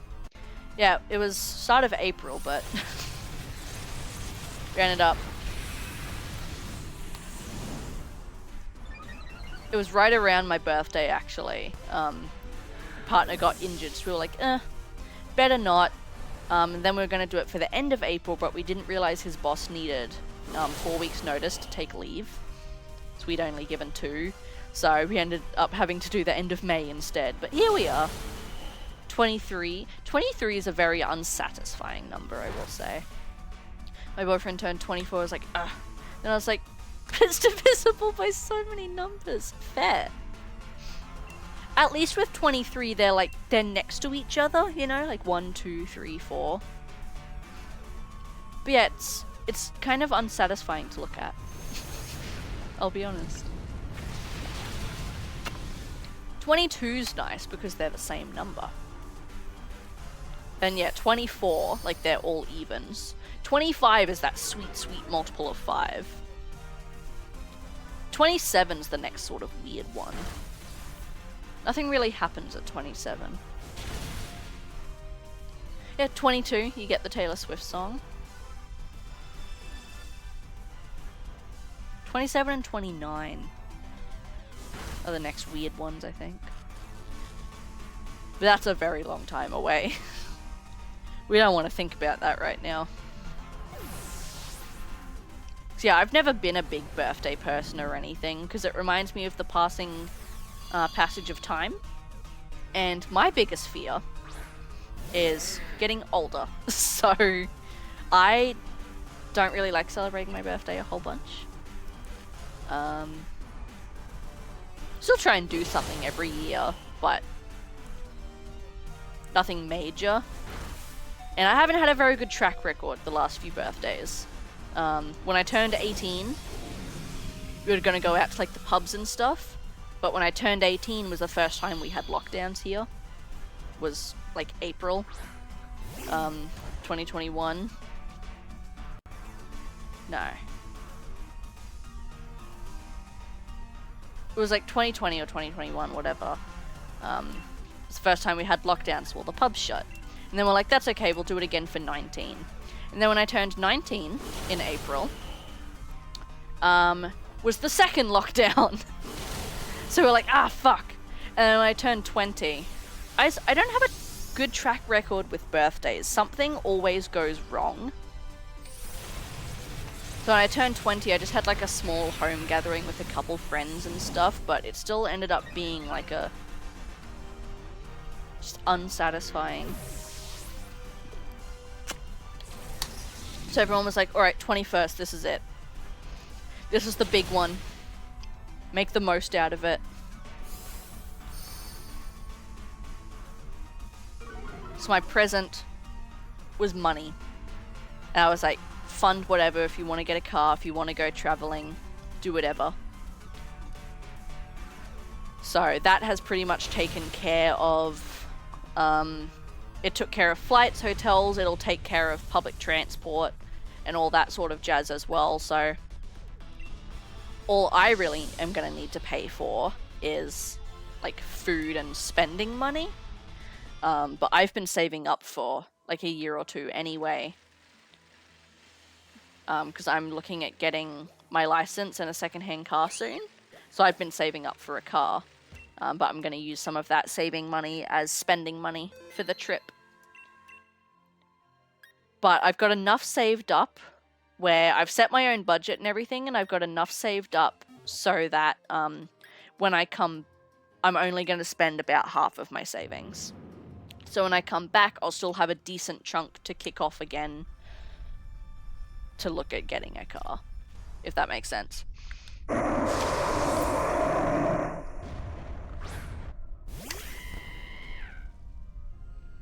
So yeah, it will be swell. So I'm still, even on like big trips and stuff like this, I'm still quite a selective spender. I don't just go and like, oh my god, buy this and do this. Like, I'm still quite careful with what I spend my money on. I like to think that I am quite a financially smart person. Unfortunately, it does just come from a deep-rooted, crippling fear of debt. But I mean, it works out. I like to think I'm fairly decent at saving, even though I do still spend a lot of money on things like Pokemon cards and video games, but that's fine. I've still managed to build up a very good savings fund. Excuse me. And yeah, even on trips and stuff like this, I don't just go buying whatever. I'm very careful to think about it and stick to my budget.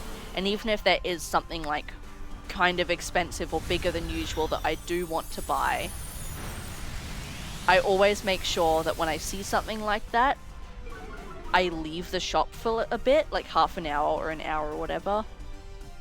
And if I'm still thinking about that item afterwards, then I'll go back and buy it. It's a trick my mum taught me, and I used to hate when she'd tell it to me, because I'm like, no, but I want it. But now that I've grown up, I'm like, ah, shit, it works. So I basically, if I go and it's something maybe more expensive than planned for that I want, instead of buying it, I'll leave and go do something else or whatever, go eat or go to a different shop. And then if after 30 minutes to an hour I'm still thinking about it, I know that it's something I really want and I'll go back and buy it. Because then sometimes I'll have moments where after I've been gone, I'll stop thinking about it, or I'll think about it and be like, don't love it as much. And that's how I know that it was going to be an impulse purchase. So that's the strategy I use to sort of stop me just like suddenly spending a bunch of money and stopping impulse purchases and stuff.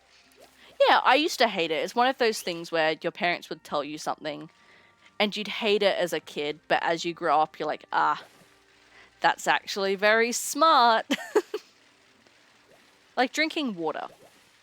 I was not good for drinking water as a kid.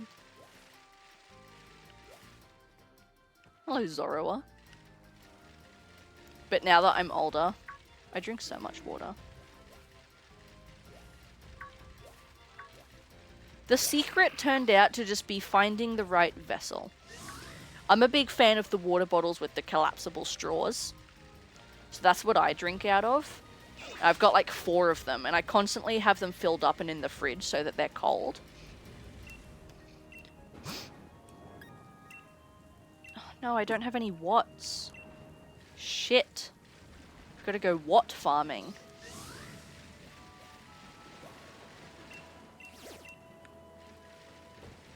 So yeah, then I just constantly pull them out of the fridge and it's cold water at the ready whenever I want. Actually, you know what we can do instead of watt farming like this? We'll see the watt trader. And we'll just dig him up. Well, not the watt trader, the digging pa. That's his name. And we'll just get him to dig them up for us. Take my armorite.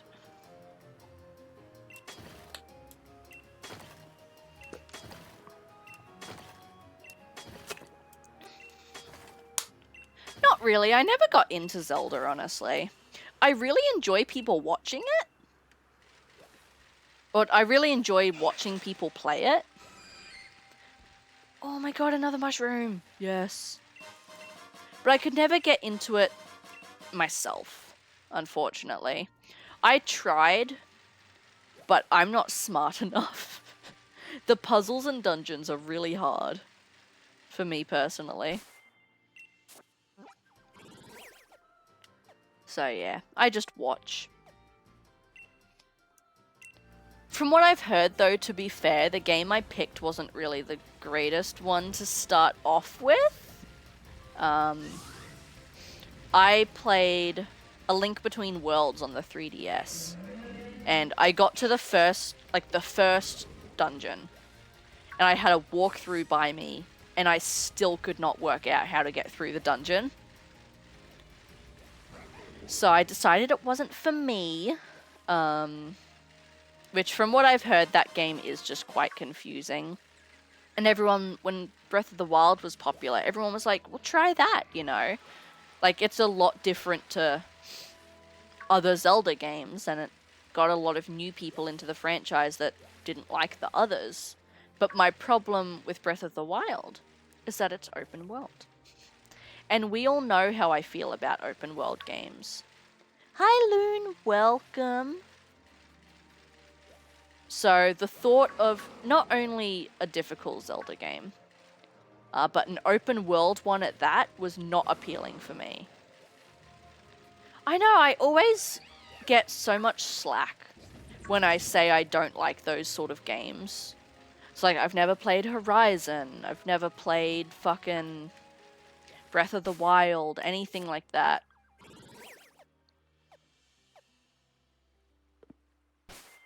But I can't, man. Skyrim as well, can't do. There's too many choices, there's too many places to go. That's why I like games like Resident Evil so much, because they're so straight and linear. They give you the illusion of choice, like you walk into an area and there's like 5, 6 doors in different ways you could go, but they're all locked except for 1 or 2.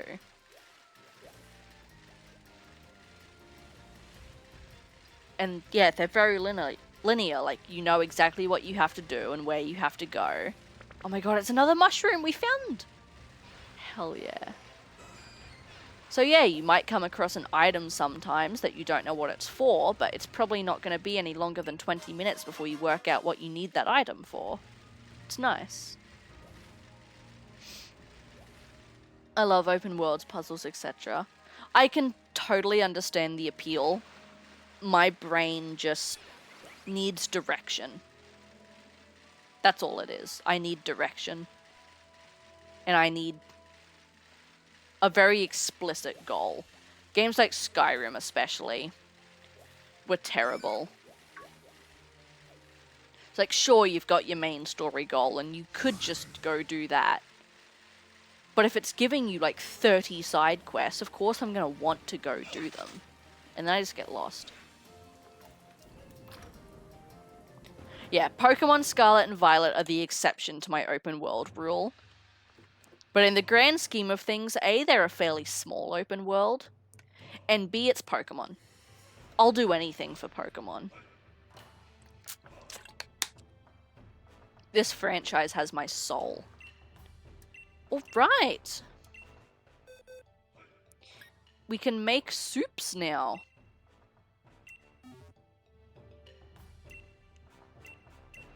Sweet, so we should have enough for 2 soups. Sweet.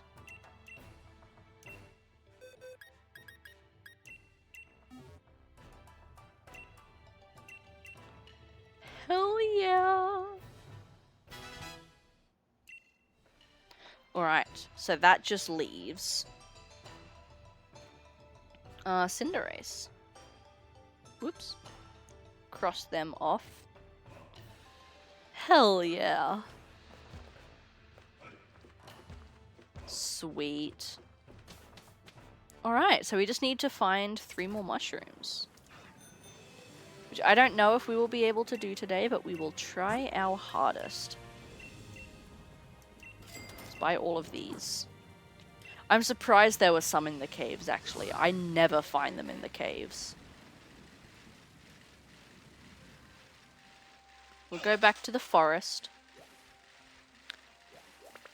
Seems to be the easiest place for us to find them. Ooh. Stay out of my way, please. Thank you. I feel like open world games give me the escapism I'm looking for. Yeah, that's the thing. Sometimes it's nice to jump into a game and just waste time in it, which is why I do have the occasional games like Sims or Animal Crossing that don't follow that rule. But yeah, sometimes they're just a bit too overwhelming.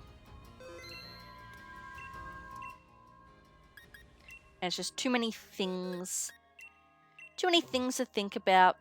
Not enough direction. Some of it at the moment as well also stems from me just wanting to finish and get through a bunch of games, because I have so many games in my backlog that I want to play.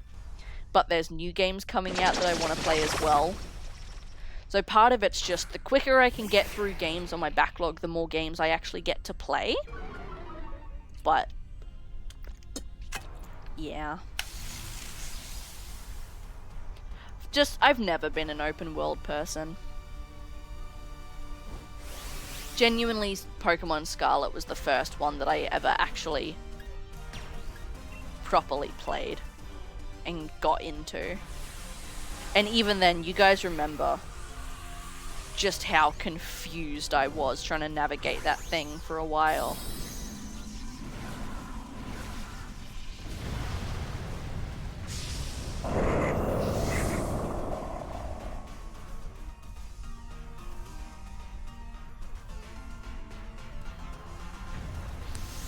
It took a bit before I really started to learn my way around. Most of the games honestly don't have dates. The Silent Hill 2 remake, which was rumored to come out this year, but I really don't think it will. I think it's going to be more of a 2024 release. But that's very exciting. That's another reason why we're playing Silent Hill 2 right now, so that if it does get announced and releases, we have the original to reference to. There's... what else? Alone in the Dark also got a remake confirmed, but there's no information or release date or anything on it, so I doubt that very, very much that's going to be this year. But there's also... it just got a date this morning, actually. June 15th is the new Layers of Fear game, which I thought it was going to be a new game, but apparently it's actually a remake. But they've not only remade the games, but combined 1, the DLC, and 2 all into one package and sort of linked them together. Plus then remade it in a new engine and all of that as well. So that comes out June 15th, which I'm very excited for. And that will be one we play on stream. I don't know if it will be immediately though. The downside is that it doesn't look like it's going to get a physical release. It'll be a digital only. And I don't like buying games digitally for a couple reasons. One, I don't know if it's... I'm pretty sure it's an autism object permanence thing. But if I don't see something directly in front of me, it just doesn't exist. So when I'm looking at games to play and I'm looking at all my game cases and stuff, digital games obviously aren't there, so I forget that I have them. So it's part of that from a collector's point of view, but also digital games a lot of the time tend to be a lot more expensive than physical. But the main reason is because I can be quite picky with my games, and very particular. And it can be quite difficult for me sometimes to really get into a game. I stick a lot to what I know and what I'm comfortable with. And digital games you can't return. Like if I buy a physical game at EB Games and I don't like it, I can take it back and get a full refund. Or like even just once I finish a game, I very rarely ever go back and play it again. There's only a few games that I ever actually do that with, Resident Evil being the main one. Dead Space Remake was the first game I ever New Games Plus, and Resident Evil 2 Remake's one of the only games I've ever gone back and replayed because of the multiple campaigns. So I'm not one to like... I'll finish a game, its campaign, and maybe like post-game story if it has one, like Pokemon. But after that, I won't touch it again. I very rarely New Game Plus things. I've never been a trophy hunter or a completionist or anything like that. So I'll play a game, finish it, and then it just sits around. So I like the physical games, because then when I'm done with them, and I'm not gonna play them again, I can like sell them or trade them or whatever. Whereas I can't do that with digital games. So especially if I didn't like it, I've spent what is likely more than a physical copy. So I've spent a lot of money on it, and now I'm just stuck with it. So I can't lose them. That's fair enough. I keep all my games in one spot, and I'm very particular about putting things like directly back in their case and things like that. So it's not really a problem for me. Especially with my Switch games, I have one of those little card cases where you can put all your games into. But yeah, I'm not a big, TLDR, I'm not a big fan of digital games. If I can buy physical, I always do. But unfortunately, the new Layers of Fear is not having a physical release. So I am still planning on buying it and playing it on stream. But because it will be a bit more expensive being digital, I may not be able to buy it and play it on launch. So it is something I'm looking at buying and playing on stream, but it just may not be straight away. Yeah, they're mainly the games I'm looking at. It's Layers of Fear and Silent Hill 2 Remake. There's a couple other games that have been out for a while that I want to buy as well. But I'm trying to finish playing the games that I own already, and then I'll start buying other games and that sort of thing. So I just know if I go out and like buy a game now, I'm not going to play it for a very long time until I finish all these others. So I might as well just save my money for a bit and not buy it straight away.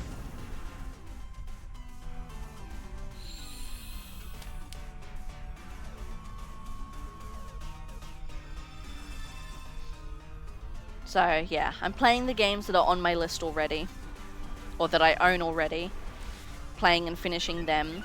And then the next step will be upgrading my subscriptions. So right now with Nintendo Switch Online, I just pay for the basic. And same with PlayStation Plus, I just pay for the basic subscription. But there's a couple games in their like deluxe subscription catalogs that I really want to play. But same deal, I'm not going to go subscribing to the higher subscriptions, paying all that extra money a month when I'm not going to actually play the games yet. So I'm finishing what I own already, and then I'm going to increase my subscriptions and actually play the games in the catalog.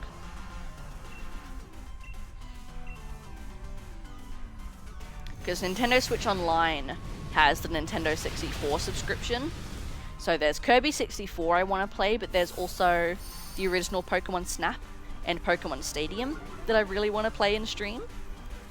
And then the PlayStation Plus Deluxe catalog has all of the Dark Pictures games I really want to stream. It also has all of the BioShock games, which are ones I want to stream as well. And it also has all of the Life is Strange games, which I won't be streaming, but I do really want to play. So those are all ones on my list as well. But yeah, finishing what I own first, and then I'll buy the subscriptions, because I'm not going to subscribe to the higher tiers and pay the money for them if I'm not going to actually use them. So I'm just waiting it out.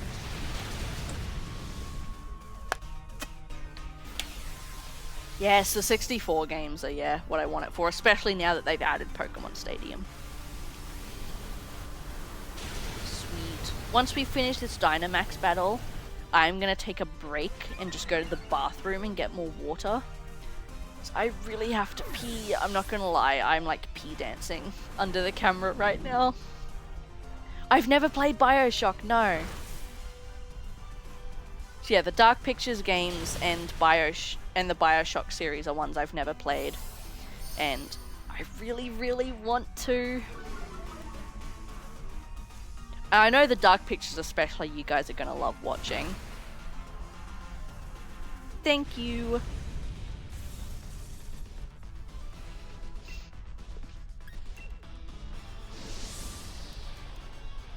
Sweet. I'll wait till everyone comes out of ads and then I will take a break. Take a break. Let's go to the next Dynamax hole while we are waiting for everyone to come back to us. Nothing over there. Alright. Nothing over there. Didn't hear if you answered. That's all good. That's what the button's there for. So yeah, I've never played BioShock before. But it's one that I really, really want to play. Hence why I want to subscribe to the PlayStation Plus Deluxe catalog. And the Dark Pictures games as well I've never played, and I know that you guys would love to watch them. Because my Until Dawn playthrough and the Quarry playthrough were astoundingly popular. Yes, we will be playing it one day. They won't be for a while, obviously. So like I said, finish the games I own first, and then I'm going to upgrade my subscriptions. Because I really just don't see the point in paying all that extra money a month when I'm not using the services. So, finish what I have first. And then I will upgrade and play those. But I'm going to take a very quick break. I really, really, really have to pee, and I'll get more water as well. So I'm going to jump to a BRB just for a couple minutes. Enjoy the clips, and I will be right back.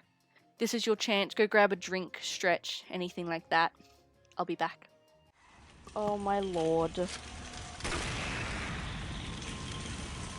Oh my fucking god! Oh, is it the subway one? Oh, I just hit myself with my own shell. My serotonin go up really high, rolling on the floor, laughing, rolling on the floor, laughing, rolling on the floor, laughing loudly, crying, rolling on the floor, laughing, rolling on the floor, laughing, poop, poop. Why is this so funny? The way it says rolling on the floor laughing, but makes laughing like the emphasis, like it's the start of the sentence. That's some top tier shit. I don't have a clip command, sadly.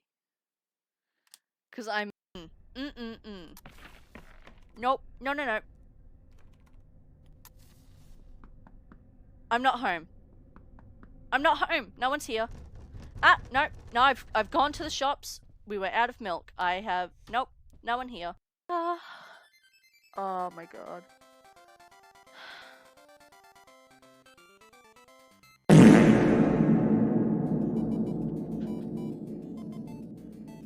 The timing of that was unreal. Krogunk. Solosis. Trainer Gallery Rockruff. And... Oh my god! I should be able to pop in.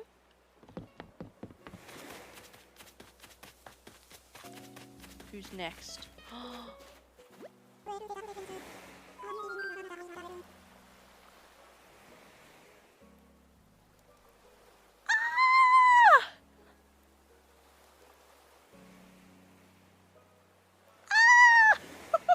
Do you remember how I said at the start that Blair was one of the ones that I really wanted?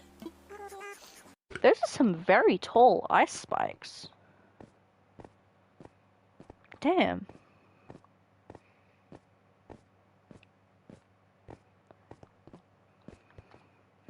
That one kind of looks like a butt plug. Ignore I said that. I'm back. Thank you all for waiting. I'm stoked now. I loved the Bioshock games. The first one is probably what got me into games more seriously. See, I hear everyone say that. So yeah, it's definitely one on my list. I know the later ones aren't everyone's favorite, but I will play them all. Assuming I like the first one, of course, but I'm sure that I will. Alrighty. So, we're just gonna keep looking for mushrooms. Got probably about another hour of stream time here. So, we'll see how many more mushrooms we can get. I need another 3.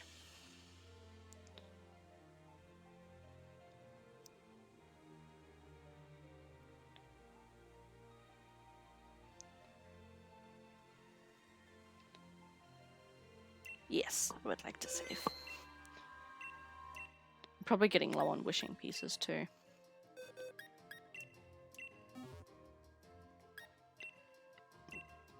Ugh, sweet.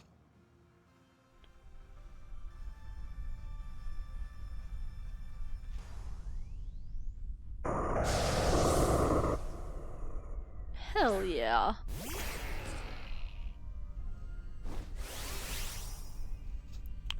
My boyfriend is messaging me.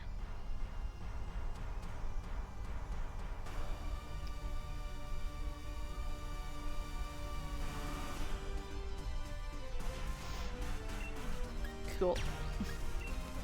He was asking me what I was doing. I'm like, I'm streaming Pokemon because this is gonna be my last stream for like 2 weeks.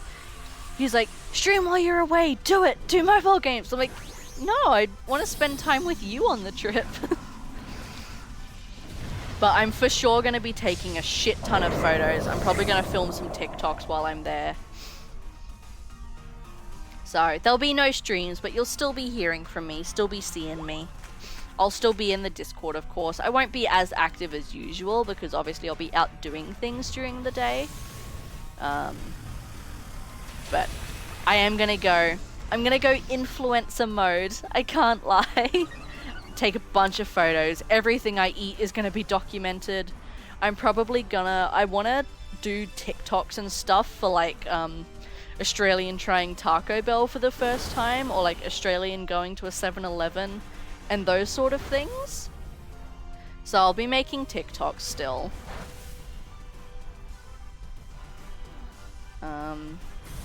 I don't know if I'll do YouTube content.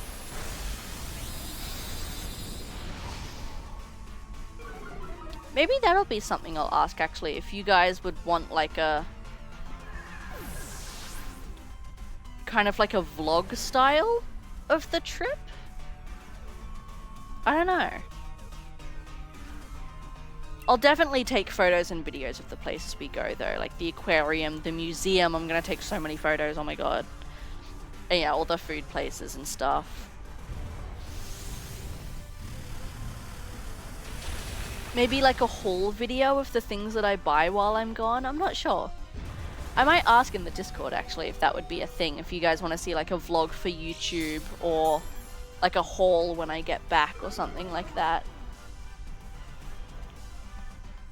I'm gonna try and pack semi-cute outfits so that I can take photos and stuff.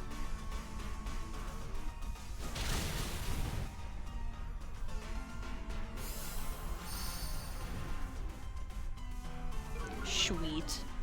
These Drapions are kind of easy. I normally can't do the 5-star Dynamaxes, but these Drapions are alright. I think it's just because we have a ground type actually trained up now. Like, I was doing these before with no super effective moves. I think the Dynamax Earthquakes are actually helpful. Although that did fuck all. So that's kind of, ugh, not good. That's fine. More shields. Fantastic. I mean, it's not a big deal if we don't beat these. Like, I'm not doing these for the Pokemon. It's just in order to get those mushrooms to spawn more frequently, you have to do Dynamax battles.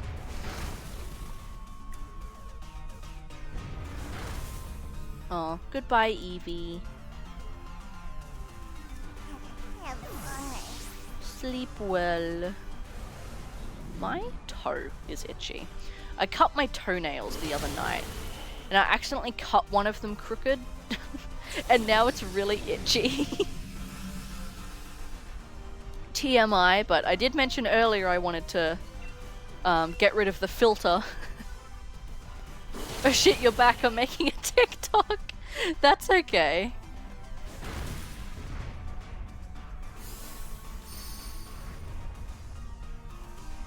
Yeah, it was just a quick little pee break, get some water. I didn't get a whole new bottle of water, because we're only streaming for like another hour, but I did get a little bit more. Because I'm a thirsty boy. I drink so much water when I'm streaming.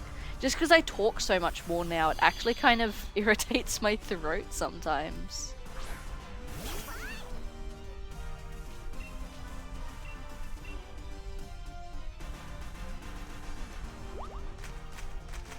Ugh, my goodness. I've run out of things to talk about if I'm being honest. I'm gonna have so much to talk about when I come back though. Come back from the trip and stream again. I'm gonna have so much to talk about. Where am I? There we go. Jesus. Got lost for a second. Excuse me, Tangela. There we go. We got a mushroom. Sweet. 2 more. There's a lot spawning today, actually. This is going a lot quicker than usual. I think it's because we're beating the raids so quickly. Like, we've been getting a lot of 3 stars and we're just flying through them. I also had a lot more wishing pieces than normal, too. Ooh, we got a 5-star. Oh boy. Which Pokemon is the worst? Okay. We can take this in many different contexts, actually. Stat-wise, Sunkern is the worst. Well, Sunkern was the worst. I think it's got a base stat of like...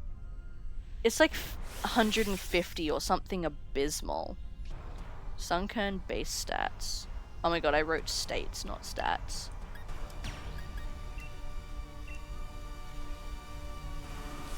What are your base stats, sir? 180. Yeah. So Sunkern was the worst for a very, very long time. Oh shit, hello! Why are the alerts cutting off so early today? That's so sad. I'm around Omi. Thank you for the follow. I appreciate it. Welcome on, Ian.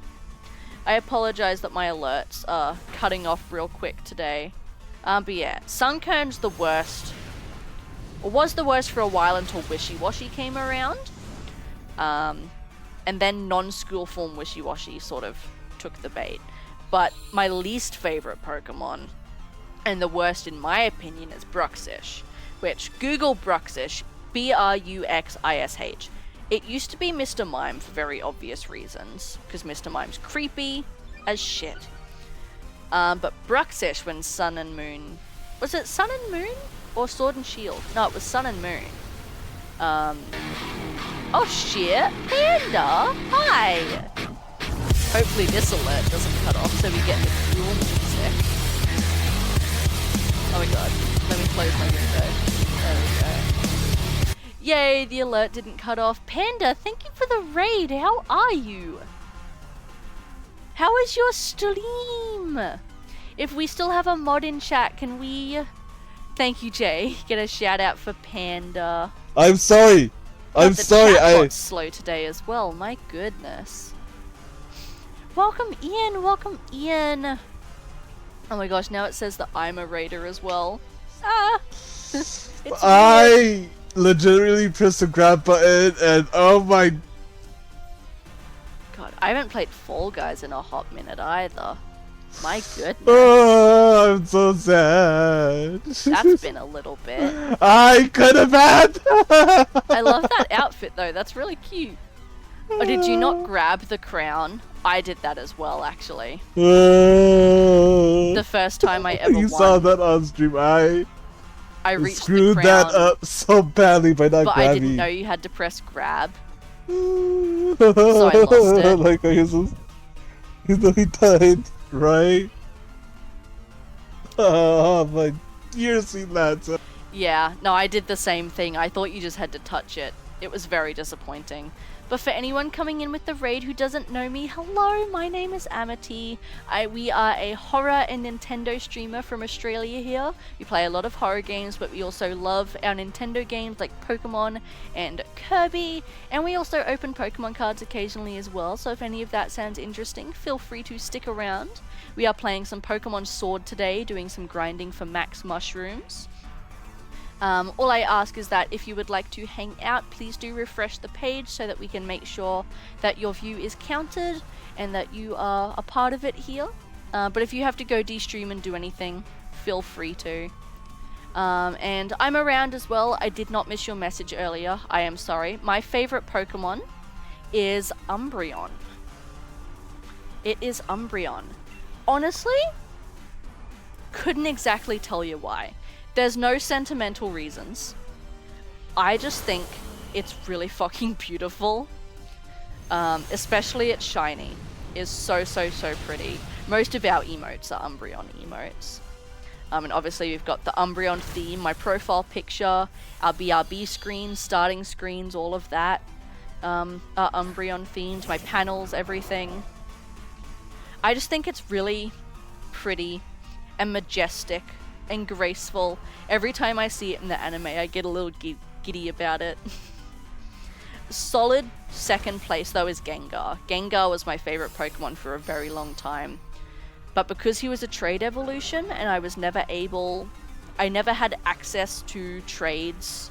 I never had any friends that played Pokemon. I never had the internet connections or anything. Up until Let's Go Pikachu and Eevee. So I could never actually use a Gengar, so he kind of fell off top spot for a little bit, unfortunately. Umbreon shiny is so fucking cool. Definitely one of the better shinies out there. But yeah, worst Pokemon, my least favorite is Bruxish, 100%. Definitely used to be Mr. Mime, but then they announced Bruxish, and it's just so ugly. I don't like its teeth. I don't like the sensual side-eye it gives. And I don't like the human teeth. I get that it's based on a parrotfish and that that's what they look like, but I just can't get behind it. It's so disgusting. I'm a fan of the shiny Sylveon, yes, but the classic Squirtle. I've always been a Bulbasaur gal. I can't lie. We're Team Bulbasaur. But Shiny Sylveon is also another very good one. Lots of the evolutions... Actually, I was going to say lots of the evolutions have nice shinies, but I think it's the other way around, if I'm being honest. Most of them, you can barely tell a difference, and a lot of the ones you can are just ugly. Like, Espeon's shiny is awful. I hate the green shinies. Because they never pick a nice... they never pick a nice shade of green. My favorite used to be Misdreavus. Very good point. That's a very valid option, I have to say.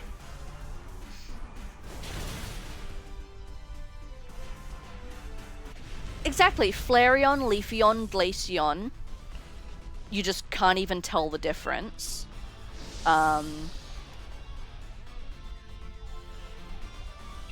Vaporeon's alright. Jolteon's ugly, Espeon's ugly. Like, there's just not very good ones, honestly. Where am I? Okay, I know where I am now. Don't worry about it. Yeah, if you are curious, actually, thank you, Loon.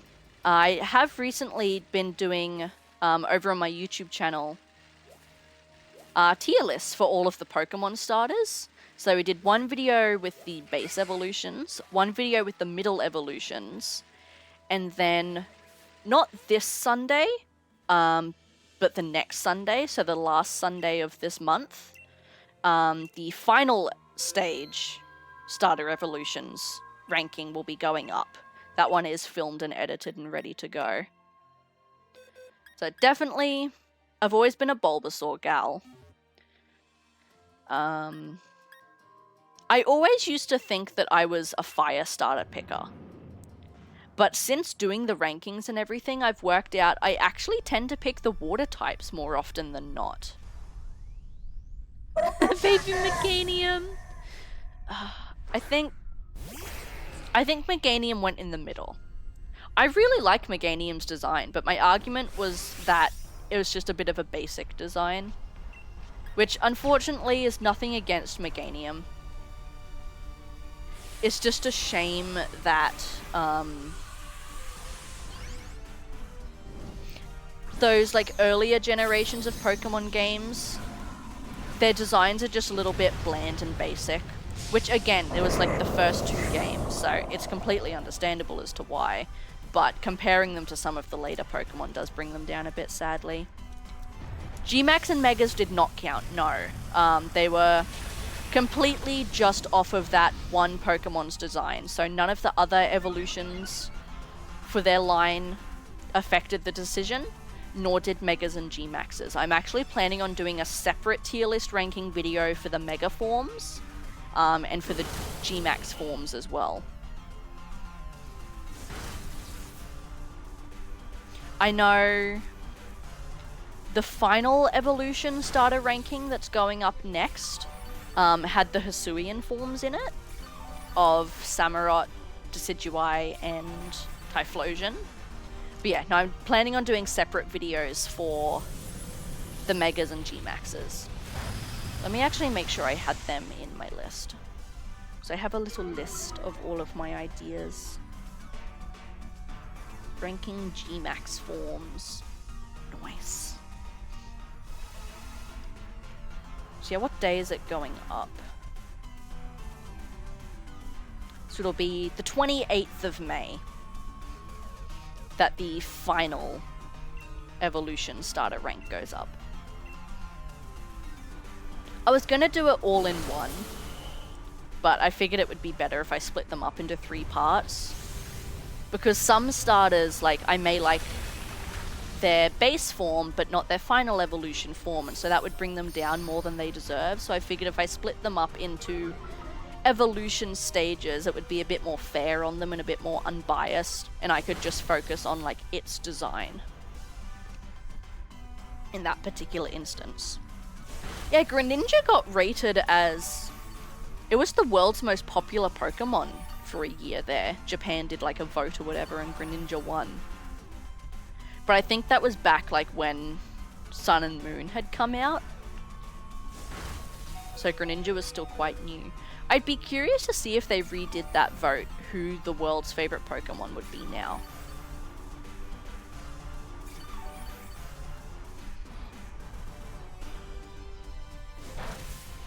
How come? Why Greninja is the favorite? I don't remember what I said, sorry. I've been talking so much today. I keep moving on.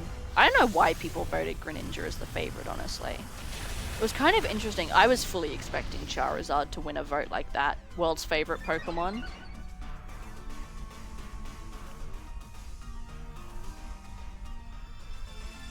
I'm a little shocked Greninja won, but I would definitely be curious. Is he overrated? I don't know. I like him, definitely. And especially in X and Y, he's a very good choice. Water Shuriken, or whatever it's called, his signature move, is quite good. He's very fast. I will give him that. I just don't like that his tongue is a scarf. I can't lie. Look, it's a little weird to me. The thought of it is just a bit strange. Imagining that like his wet tongue is wrapped around his neck. Bit strange. I think it was, yeah, because Sun and Moon had come out. Which came out after X and Y, and I think he, yeah, was like just getting added to Smash or something.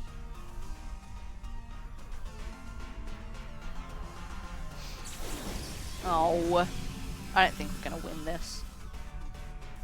The teammates were not very good this time around. They all died very quickly. Damn it, really just me right now. I am soloing this.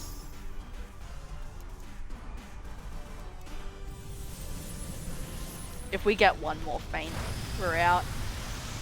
Which it shouldn't be able to feint me, but once these other guys come in, I think they'll go down pretty quickly. So we are probably going to have to retry this one. But that's okay. I don't have better things to do. At least not for another 40 minutes.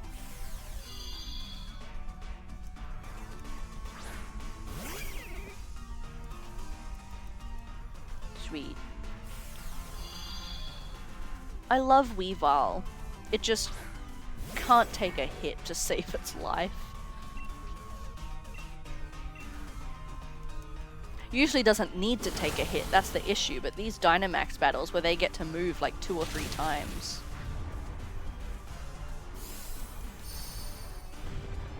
Free Meltan. I already have one, but thank you. I've got the Gigantamax Melmetal, which is pretty cool. Thank you for the offer though, I do appreciate it. Let's go back in time where Pokemon were either a walking palm tree or a few egg boys. Ah, yes, yes. I was talking to someone about this the other day, actually. I don't think it was in my Discord.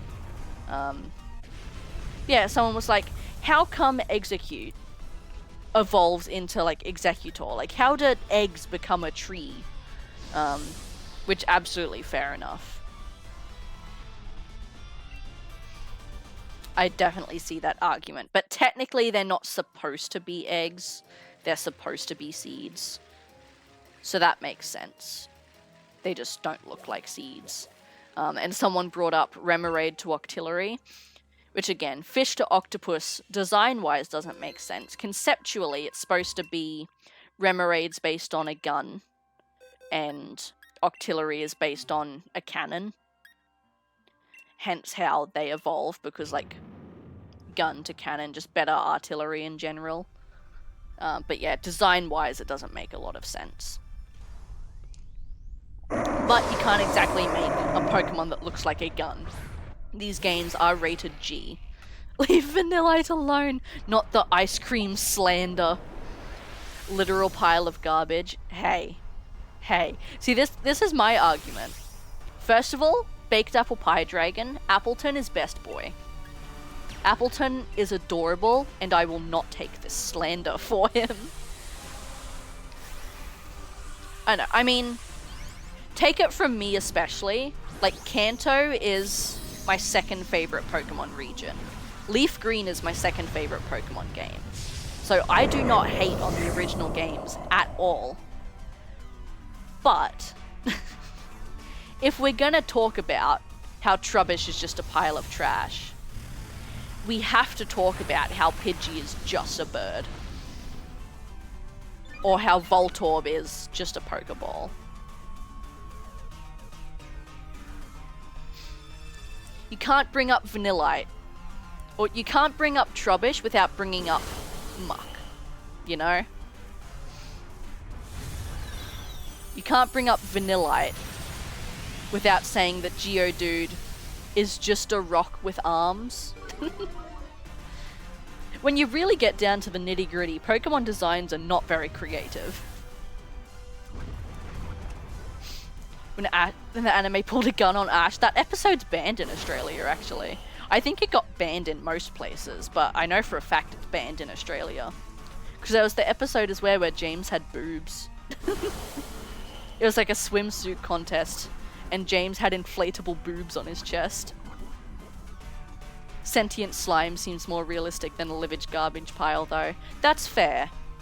But if we're talking about, like, the designs being basic, I mean, come on.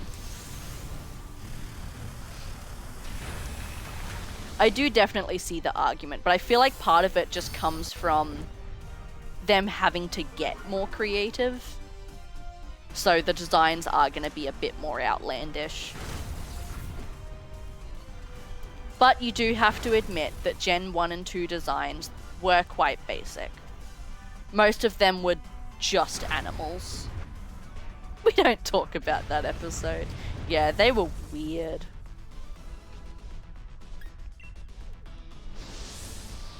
Exactly, he's just a rock snake. I mean, Ekans is literally snake spelled backwards. How less creative can you get? But again, I am the person whose favorite games are Black and White too. So what do I know? I am very glad that Black and White are starting to become more appreciated in the recent years, though. They were like the most hated games for a very long time. So I'm glad that people are starting to warm up to them, because I absolutely adore them.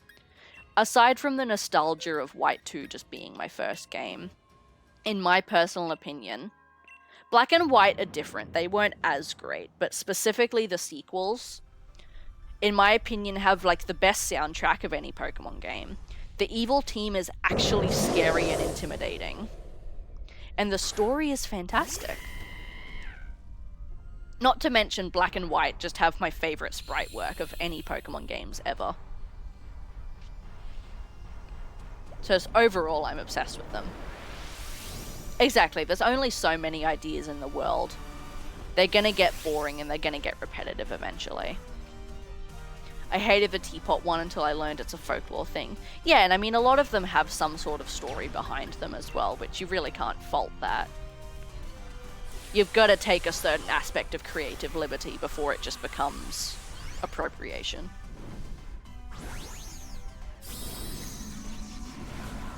I mean, if I had to sit there and come up with over 1,000 different designs for video game creatures, I'd probably run out of ideas eventually as well.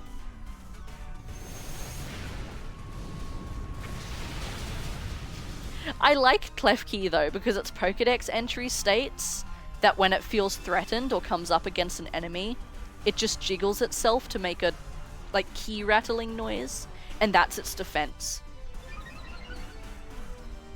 Like, imagine someone walks up to you with like a knife and you just like, come on. That's kind of funny.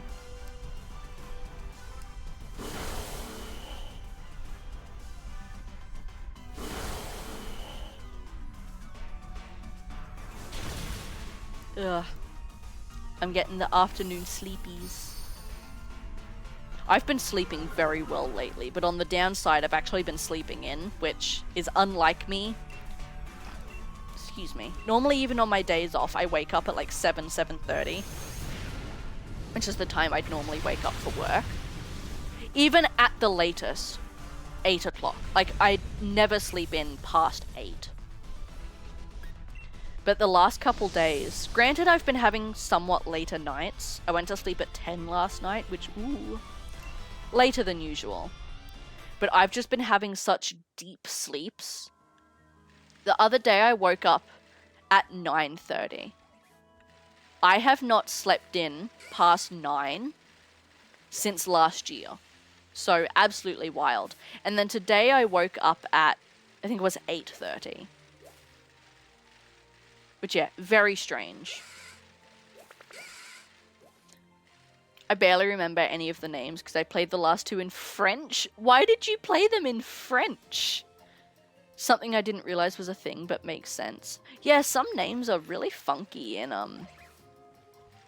other languages.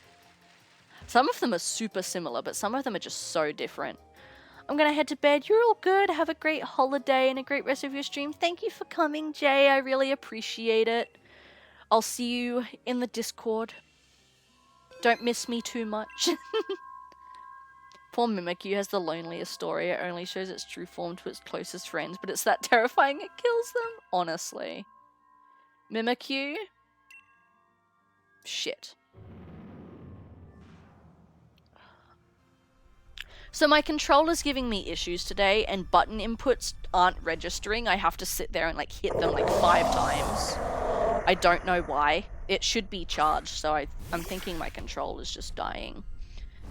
But the D-pad especially isn't registering properly.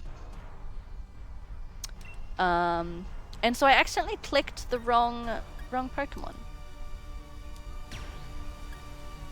I wasn't supposed to choose Inteleon here. I'm in danger! Yeah, just a little. Because I'm learning French and I'm familiar with the mechanics. Oh, fair enough. That's not a bad idea, actually. Can Silvally be shiny in Sun and Moon? I don't know, actually.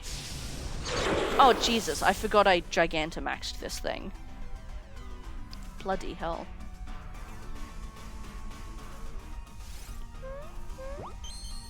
Can you get shiny Silvally in Sun and Moon? Ooh, I'm getting hungry. I have shakes.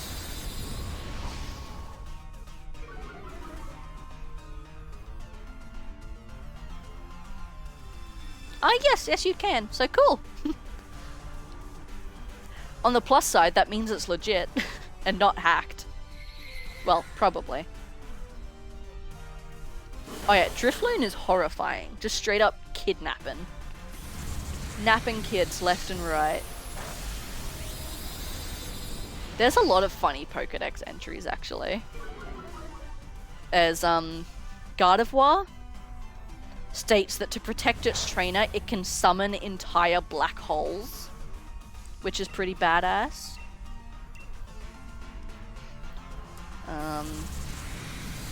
What's the fucking grandpa dragon from Sun and Moon? Drampa, that's it.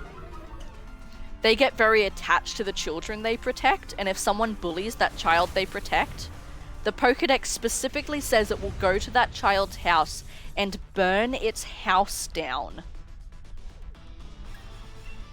How fucked is that? I mean, there's still a chance it could be hacked, but at least it's less likely. Normally the easiest way to tell, A, if it's holding a Master Ball, and B, having a look at the trainer name. Normally, if it's hacked, the trainer name will either be Ash, a jumble of numbers, or like a website. Annihilate needs to die to evolve. He's not evolving, he's ascending. Damn it, I'm out of wishing pieces. This is a disgrace. Exactly, I mean, the bully's bad, but to burn their house down... a bit dramatic. I'm gonna whoops.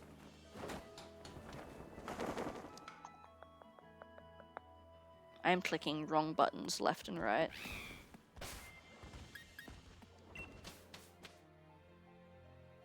I really don't know what's going on with this controller. I'm hoping that the batteries are just going flat, because it's actually not registering half of my inputs. It's giving Carrie vibes. Annihilate is a dead Super Saiyan. Truly.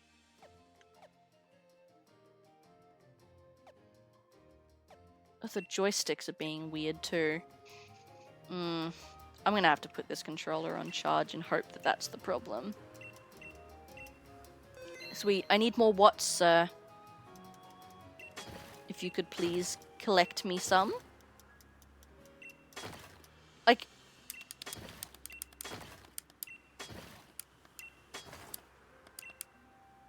How many times I'm having to click that button?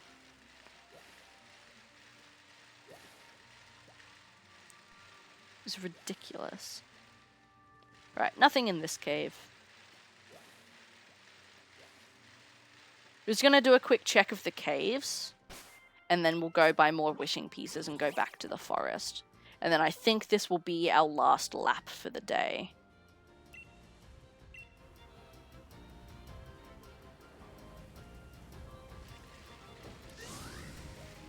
Alright, so we'll zip along over. We'll check this cave.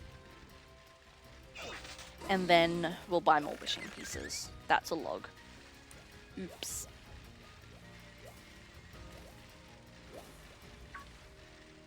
Even the joysticks are being weird. Seeing you drive by Sandshrew was my favorite when I was little because he was so cute. And he gets all punk rock. Yes. I love shiny Sandslash specifically because it looks like its spines are coated in blood. It's very intimidating. Alright, nothing in here. Oh my god, I have to pee again. I swear I only peed like half an hour ago. All the wishing pieces, please. Thank you. Didn't even catch my first shiny until Sword and Shield. Okay, so the first shiny I ever found was in my very first Pokemon game, actually, in White 2. I knew nothing about Pokemon back then, which is very funny to think about now. I didn't even know about the basic type matchups. Like, I knew nothing. But I did know that different colored Pokemon were special in some way. I didn't fully understand it. I just knew that it was special. And I found, back then, which full odds was like 1 in 8,000 something, I found a full odds shiny Woobat in a cave. And I took a photo of it, and I still have that photo on my phone. But I accidentally killed it, because didn't know about type matchups and stats or anything, so I used a move that was way too strong on it, and accidentally killed it. So that was my first shiny. But technically, the first shiny I ever caught was in Let's Go Pikachu. I found shiny Growlithe, which then of course evolved into a shiny Arcanine, and I got to ride it around and it was really cool. Yeah, that was my first obtained shiny, was Let's Go Pikachu. And then I played Legends Arceus and found like fucking 7 of them. Because the shiny odds in these overworld games is kind of wild. My first was Crystal and I was like 7. Didn't even know they were a thing. If I saw one, didn't even know that I noticed. Fair. I hear horror stories of people playing those games as a kid, so not really knowing much about them. They find a shiny and they get told that it's like a glitch, or they think that their game's screwed up or something, and so they reset. And they lose it. I hear horror stories of that all the time and they make me so sad. Because lots of those people, I'm sure that if they had actually caught that shiny, like they would still have it to this day. They would have transferred it up through Pokemon Home and Pokemon Bank. But they lost it because they thought that the game was broken.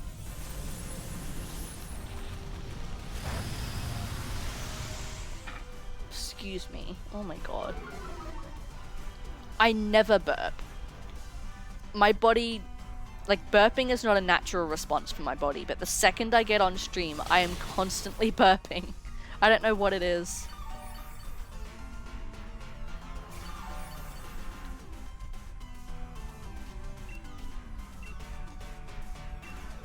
I had to trade with a literal wire, honestly.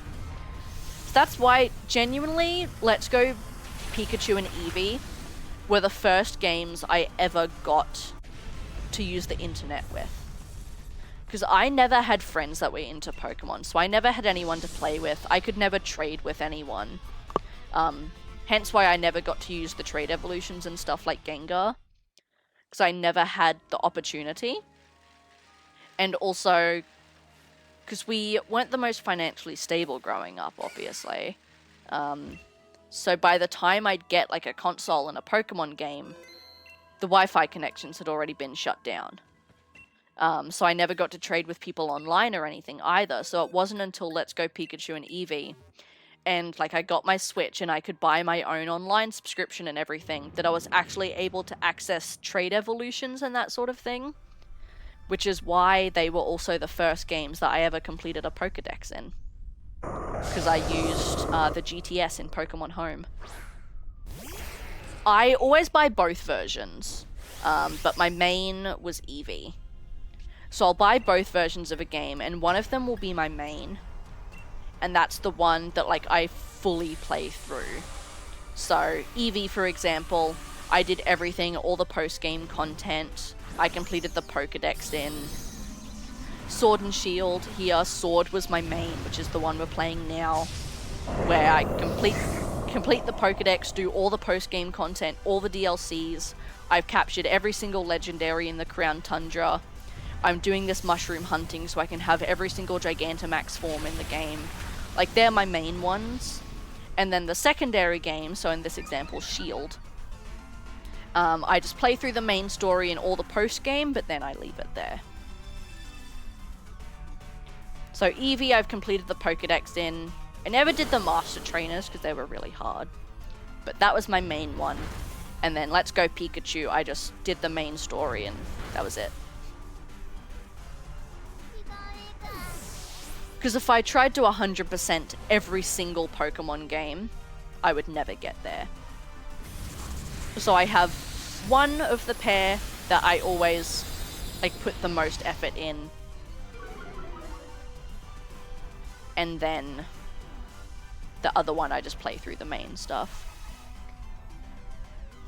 Fair enough, Sword and Shield are fun, but they can feel quite empty at times, story-wise. Like, this was the closest thing we had to an open-world Pokemon game, until Arceus. So, it was really cool, and like, they're fun. They're good Pokemon games. They do feel quite empty and bland sometimes. I think the main appeal with them especially is the Crown Tundra DLC, because you can catch every single legendary from all the previous generations. Pokemon story's fun sometimes, especially Black and White. The story in that is very good. As I was saying earlier as well, like the story in Black and White 2, I think is actually a very good Pokemon story. And the evil team actually feels scary and intimidating. Like, Team Aqua and Team Magma from Hoenn, I've always sort of hated. Just because one of them's like, more water, and the other one's like, more land. Or then you've got, like, these newer Pokemon games where the evil teams aren't even really evil. Even the... I don't remember Johto's evil team, actually. But yeah, Black and White, the evil team, Team Plasma, actually feels scary. Like, they straight up try to kill you as a protagonist. Like, a 10-year-old child, they try to murder. They're not fucking around. Yeah, the Star Squad and Team Skull from Sword and... Shit, I clicked Earthquake again! Oh my god, I'm not paying attention. I don't remember which one Team Skull was in. I think they were Sun and Moon.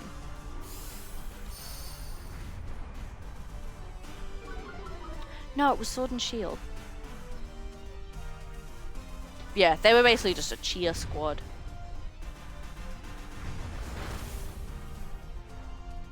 But yeah, no, I really like the evil team in the story from Black and White. It actually feels like it holds weight, and there's consequences.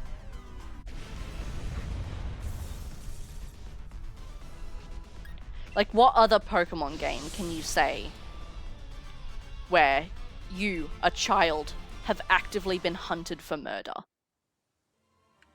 That's intense.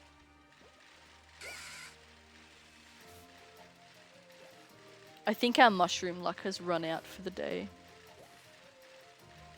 We're not finding any anymore. We found so many so quickly this morning. Now there's just no more spawning.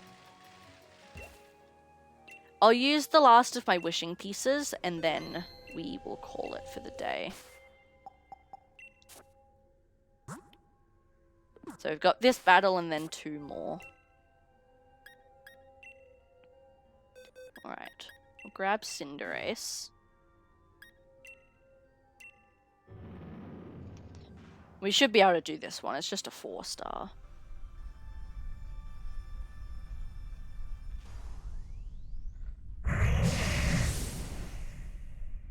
His little arms are so silly.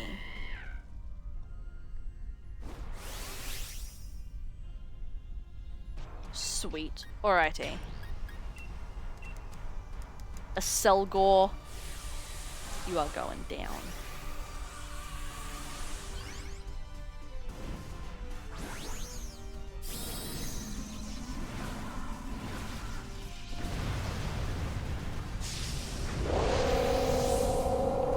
Sweet.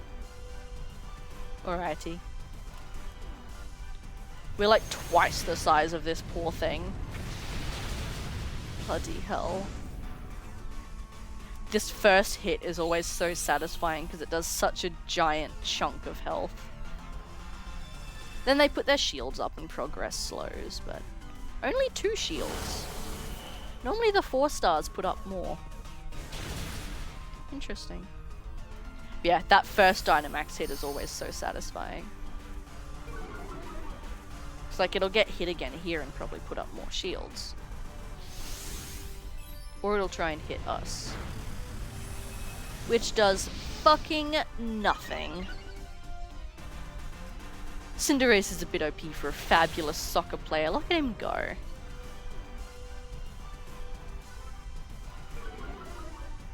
don't actually remember, because this is the one with the hidden ability, hence its nickname.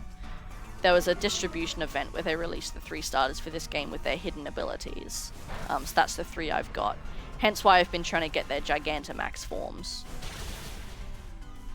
Jesus Christ. I think I'll have to double check, but I'm pretty sure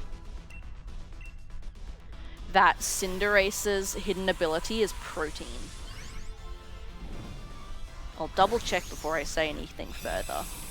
I'm also catching this just because I don't remember if I've got one or not, and since it's a trade evolution, it's easier for me to just catch it now. If I've already got it, oh well. Sorry, I could feel that that was going to be a big burp.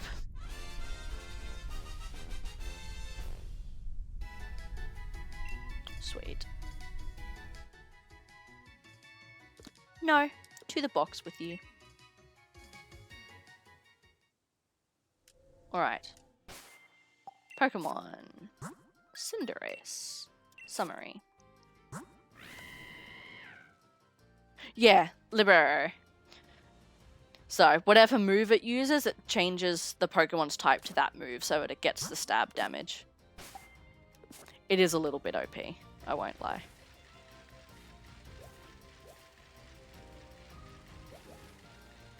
But it's good.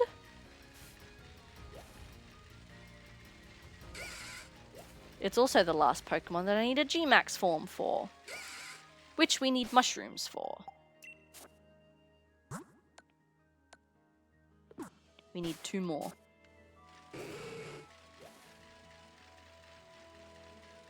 Two more mushrooms. And we've got 2 more battles. I don't think we're gonna get it today, but that's alright. What was I looking at? This was Luxio, wasn't it? Yeah, cool. Sweet. We'll use up these 2 wishing pieces, and then we are gonna call it for the day. So I can have something to eat. So I am hungry.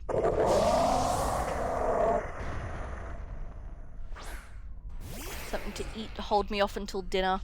I'm making curry sausages for dinner tonight.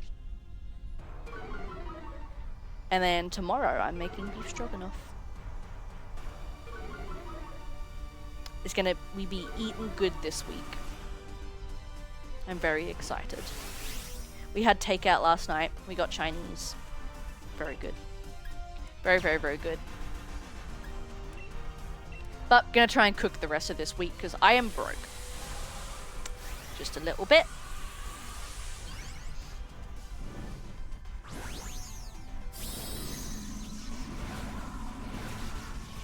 Yeah, I'll make curry sausages later. I picked up some sausages from the butcher yesterday, so I'll do them up. It's been a while since I've had them, actually. It's just because normally I buy all my meat and stuff just from the grocery store, but sausages are the one piece of meat that I'll only buy from the butcher, because the grocery store ones taste like shit. And the butcher isn't in the same shopping center that my normal grocery store is, so it's like out of the way. So I don't always have sausages on hand.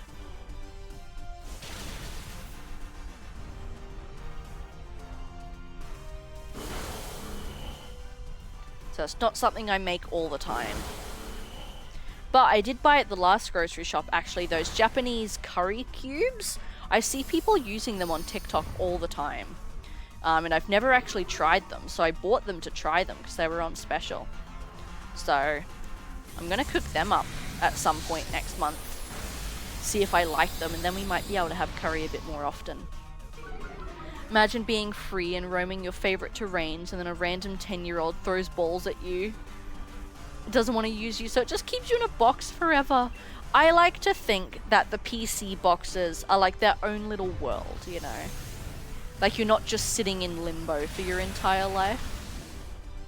Like inside the Pokeballs, it's like a little capsule environment to keep you entertained.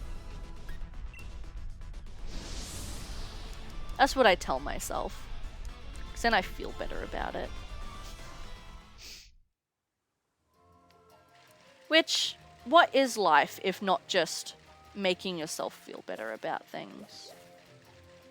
Alright, last wishing piece.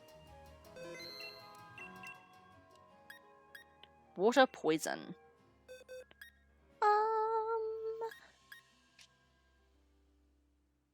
Do I have an electric type? Pacto, oh my god, hi! How are you? I hope you've been doing well. Do I have a good electric type that I can use? Jolteon, maybe. King, welcome in. How are you doing? Long time no see. I'm glad you've been doing well. That's really good to hear. Long time no see indeed. I've been good. Yeah, this is the last stream for about 2 weeks, unfortunately. You're only level 30? God damn. Let's use Boltund. So I am going away on a little trip next week. So... Holy shit, hello! Let me sit forward here so I can see. Hello, Raiders! Is that a pun? Is it like VIP plays? Or is it just V plays games? Let me know. But thank you for the raid and thank you for the follow. How are you? Let me just quickly go ahead and make a move before it kicks me out of the battle. Ty's PogChamp, welcome in. How are you? Medina, hello. Did you direct a sneaky little raid? What are you doing? V plays games? That was my next guess. That was my next guess. But hello, Mr. Frosty, welcome. Look at all those emotes, maybe. Cheeky Medina. Well, hello Raiders, welcome in. For anyone who doesn't know me, hi, my name is Amity. We are an Australian streamer here on Twitch. We mostly play horror games, but we do also love our Nintendo here. Big fans of Pokemon, Kirby games, all that sort of thing as well. Used to play Animal Crossing, but it's been a hot minute. And we do open Pokemon cards sometimes as well. So if any of that sounds interesting, feel free to join the squad and hang out with us. But yeah, if you need to go de-stream or do anything like that, absolutely feel free to. Take care of yourself. But if you would like to hang out, you're more than welcome to. Yes, we recently played through the first 3 Kirby Dream Land games, which was really fun. This is Sword version, this one. Yes, this is Sword version. But welcome in everyone, I hope we're all doing well. But yeah, I was just saying, this is actually going to be my last stream for the next 2 weeks. I'm going away. It was supposed to be a birthday trip at the start of April, but we've had to postpone it until now. Going away for a little bit. HJ, hi! I'm so sorry I didn't see you there. How are you? Let me give you a shout out here. And let's also shout out our raiders. Let me see what you've been playing. I am not a dog. I mean, I am not a dog. Life is Strange. That's one that I really, really want to play. This was a scratch. Nintendo games are wonderful. We love Nintendo. Definitely my soul is sold to Pokemon for sure. What are you doing? What crazy shit are you up to now? But how is Life is Strange? It's one that I really want to play. I'm looking at playing it soon. I probably won't stream it. But all of the Life is Strange games are a part of the PlayStation Plus Deluxe catalog. So I really want to play them. Thank you for the hydrate. Best game ever? Ooh. I'm excited. It's good. Hell yeah. I assume that's the first one. But yes, I really want to play them. We'll do one more loop for mushrooms, but I'm out of wishing pieces now, sadly. Oh my god, there's one! Yes. But yeah, I'm going away for a bit. I'll only be gone Monday through to Thursday, but I'm working the rest of this week. And then as soon as I come back from the trip, I'm straight back into work as well. So unfortunately, it's probably going to be a little bit until we stream again. Episode 1, yeah, that'd be the first one. Tell Me Why is a part of the same world. Huh, I haven't heard of that one. Safe travels, thank you. I'm excited. It's going to be fun. Yeah, I'm out of wishing pieces.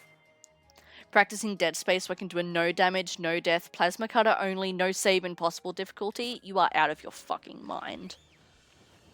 I would simply pass away, if I'm being honest. That's a hell no from me. Fuck, my joysticks are being weird today. I'm really hoping it's just my controller low on battery. I don't want to have to get another controller. I've sent my right hand. Hello? To dispose of you. Joe? Your right hand comes off. Hope you have an awesome trip, less than 3.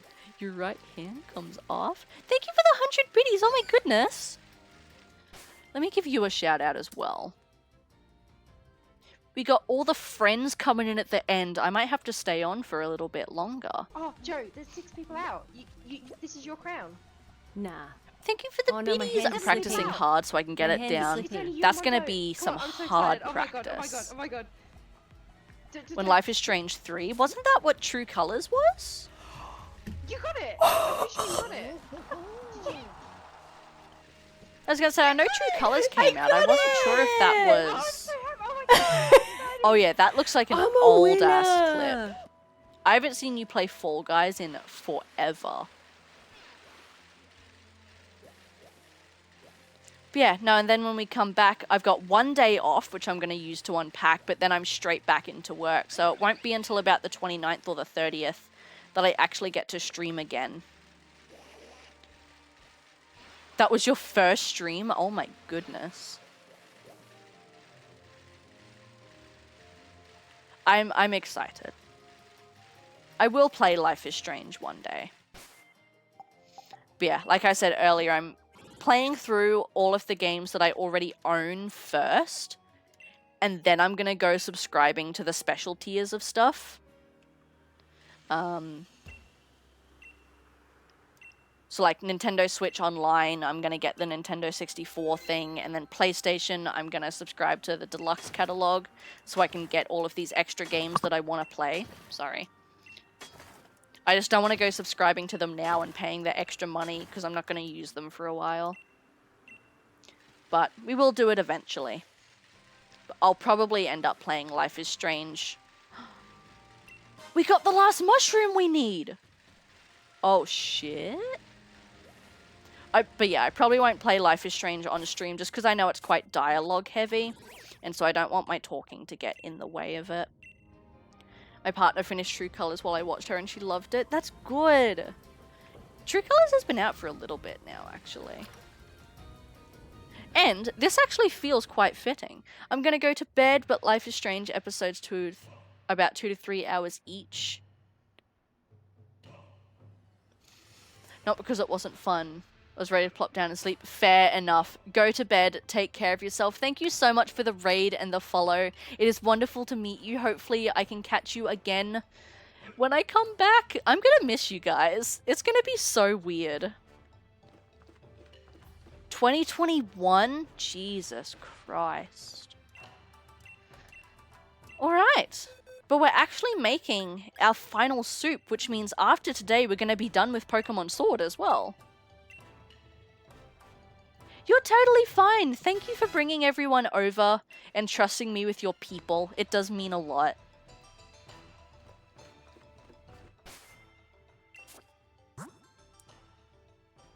The DLC? Ooh, it's got a DLC. I'll play them one day, I swear. And I'll let you guys know what I think of them. But yeah, I just think they're a bit too dialogue heavy for me to play on stream, honestly. Alright, but yeah, this actually means we're done with Pokemon Sword.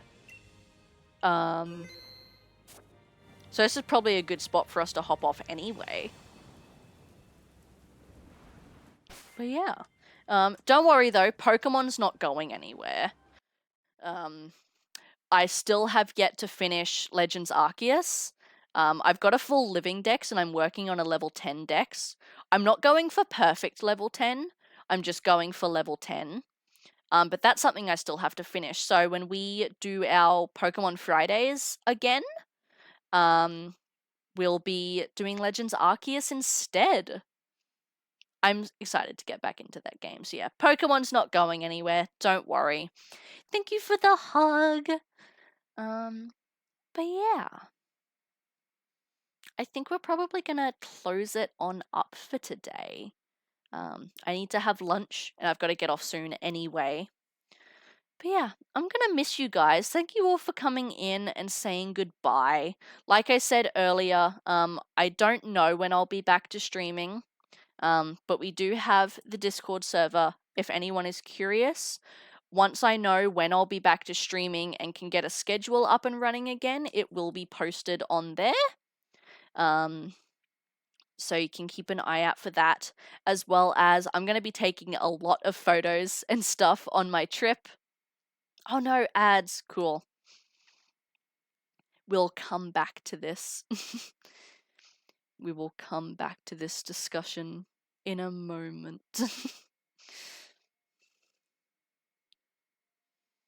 In a moment. Let me check my tabs while I'm here. Sweet. Let me know when you guys are back and I will keep talking. Keep talking. talking your ear off. I feel like I haven't shut up today. Oh my god. I have not shut up. Back, sweet. So yeah, we do have the Discord server there. Once I work out when I'll be back and start setting a schedule again, I will post it in there. Excuse me. And I'll be taking a bunch of photos and stuff while I'm gone. So I'll be posting them in the Discord as well. But yeah, and then we do also have my other socials if anyone is curious. Last Sunday of this month, the final part to ranking the Pokemon starters will also be going up on my YouTube. So ranking all of their final evolutions is on there. And I'm going to try and film some TikToks while I'm away as well, because I haven't posted on TikTok in a few days. So maybe keep an eye out for them as well. Question mark. But yeah, I'm gonna miss you guys. Thank you all for coming in and saying goodbye. Obviously, I'll still be active on social media and stuff, so you're not gonna miss me entirely. But as soon as I know when I'll be back to stream and a schedule again, and we have the work roster and all of that, I will obviously make the schedule in the Discord. And there should be some fresh new content coming soon also from the trip. But yeah. Let us recap for a second, because this has been a wild stream. Genie T, thank you for the resub for 10 months. I appreciate you immensely. I'm around Omi, thank you for the follow. V Plays Games and Ty's PogChamp, thank you guys for the follow. Panda Soul and V Plays Games, thank you guys for the raids. And Joe Friendly, thank you for the 100 biddies. I appreciate you guys. Pacto, it was so good to see you again. I'm really glad you've been doing well. But yeah. So we are probably going to get ready to raid out. I feel like I don't want to go. I don't want to go. But I'm about to pee my pants and I'm really hungry. So I have to. But we today are going to raid into Wolf of Dreams. Wonderful Wolfie is a brilliant supporter of the channel, and they go by they them pronouns, just so we're all aware. They are currently playing Legend of Zelda Tears of the Kingdom. I feel like it's fitting that we raid into another Nintendo streamer. They've been playing the new Zelda for a few days. So we are going to go say hello to them. Please grab your appropriate raid message if you would like to show support in chat when we get there. The first one is for followers, the second one is for subscribers. If you would just like to stay and lurk, you are absolutely more than welcome to, but it would mean a lot if you could at least stay for the raid and carry on over to Wolf. Would be fantastic if you wouldn't mind. Let me go ahead and turn my Switch off because it's trying to go to sleep right now. But yeah, I will keep in touch with you guys while I'm gone, of course, and show you all cool photos, and I'll film some videos and all of that sort of stuff. And then as soon as I get A, my next work roster, and B, some free time to come back to stream, I'll let you know and set a schedule as soon as possible. So we will be continuing with Silent Hill 2 when I come back, as well as our Nintendo days will be Pokemon Legends Arceus for a little bit as well. So expect more of that. Look forward to my return. Anticipate my return. I know that I will miss you guys. So I'll see you next time when I see you. I'll catch you in Discord. Stay safe while I'm gone. Keep out of trouble. Don't be getting into any mischief. And yeah, I'll miss you guys. I'll see you next time. Stick around for the raid. Yeah. Be wonderful.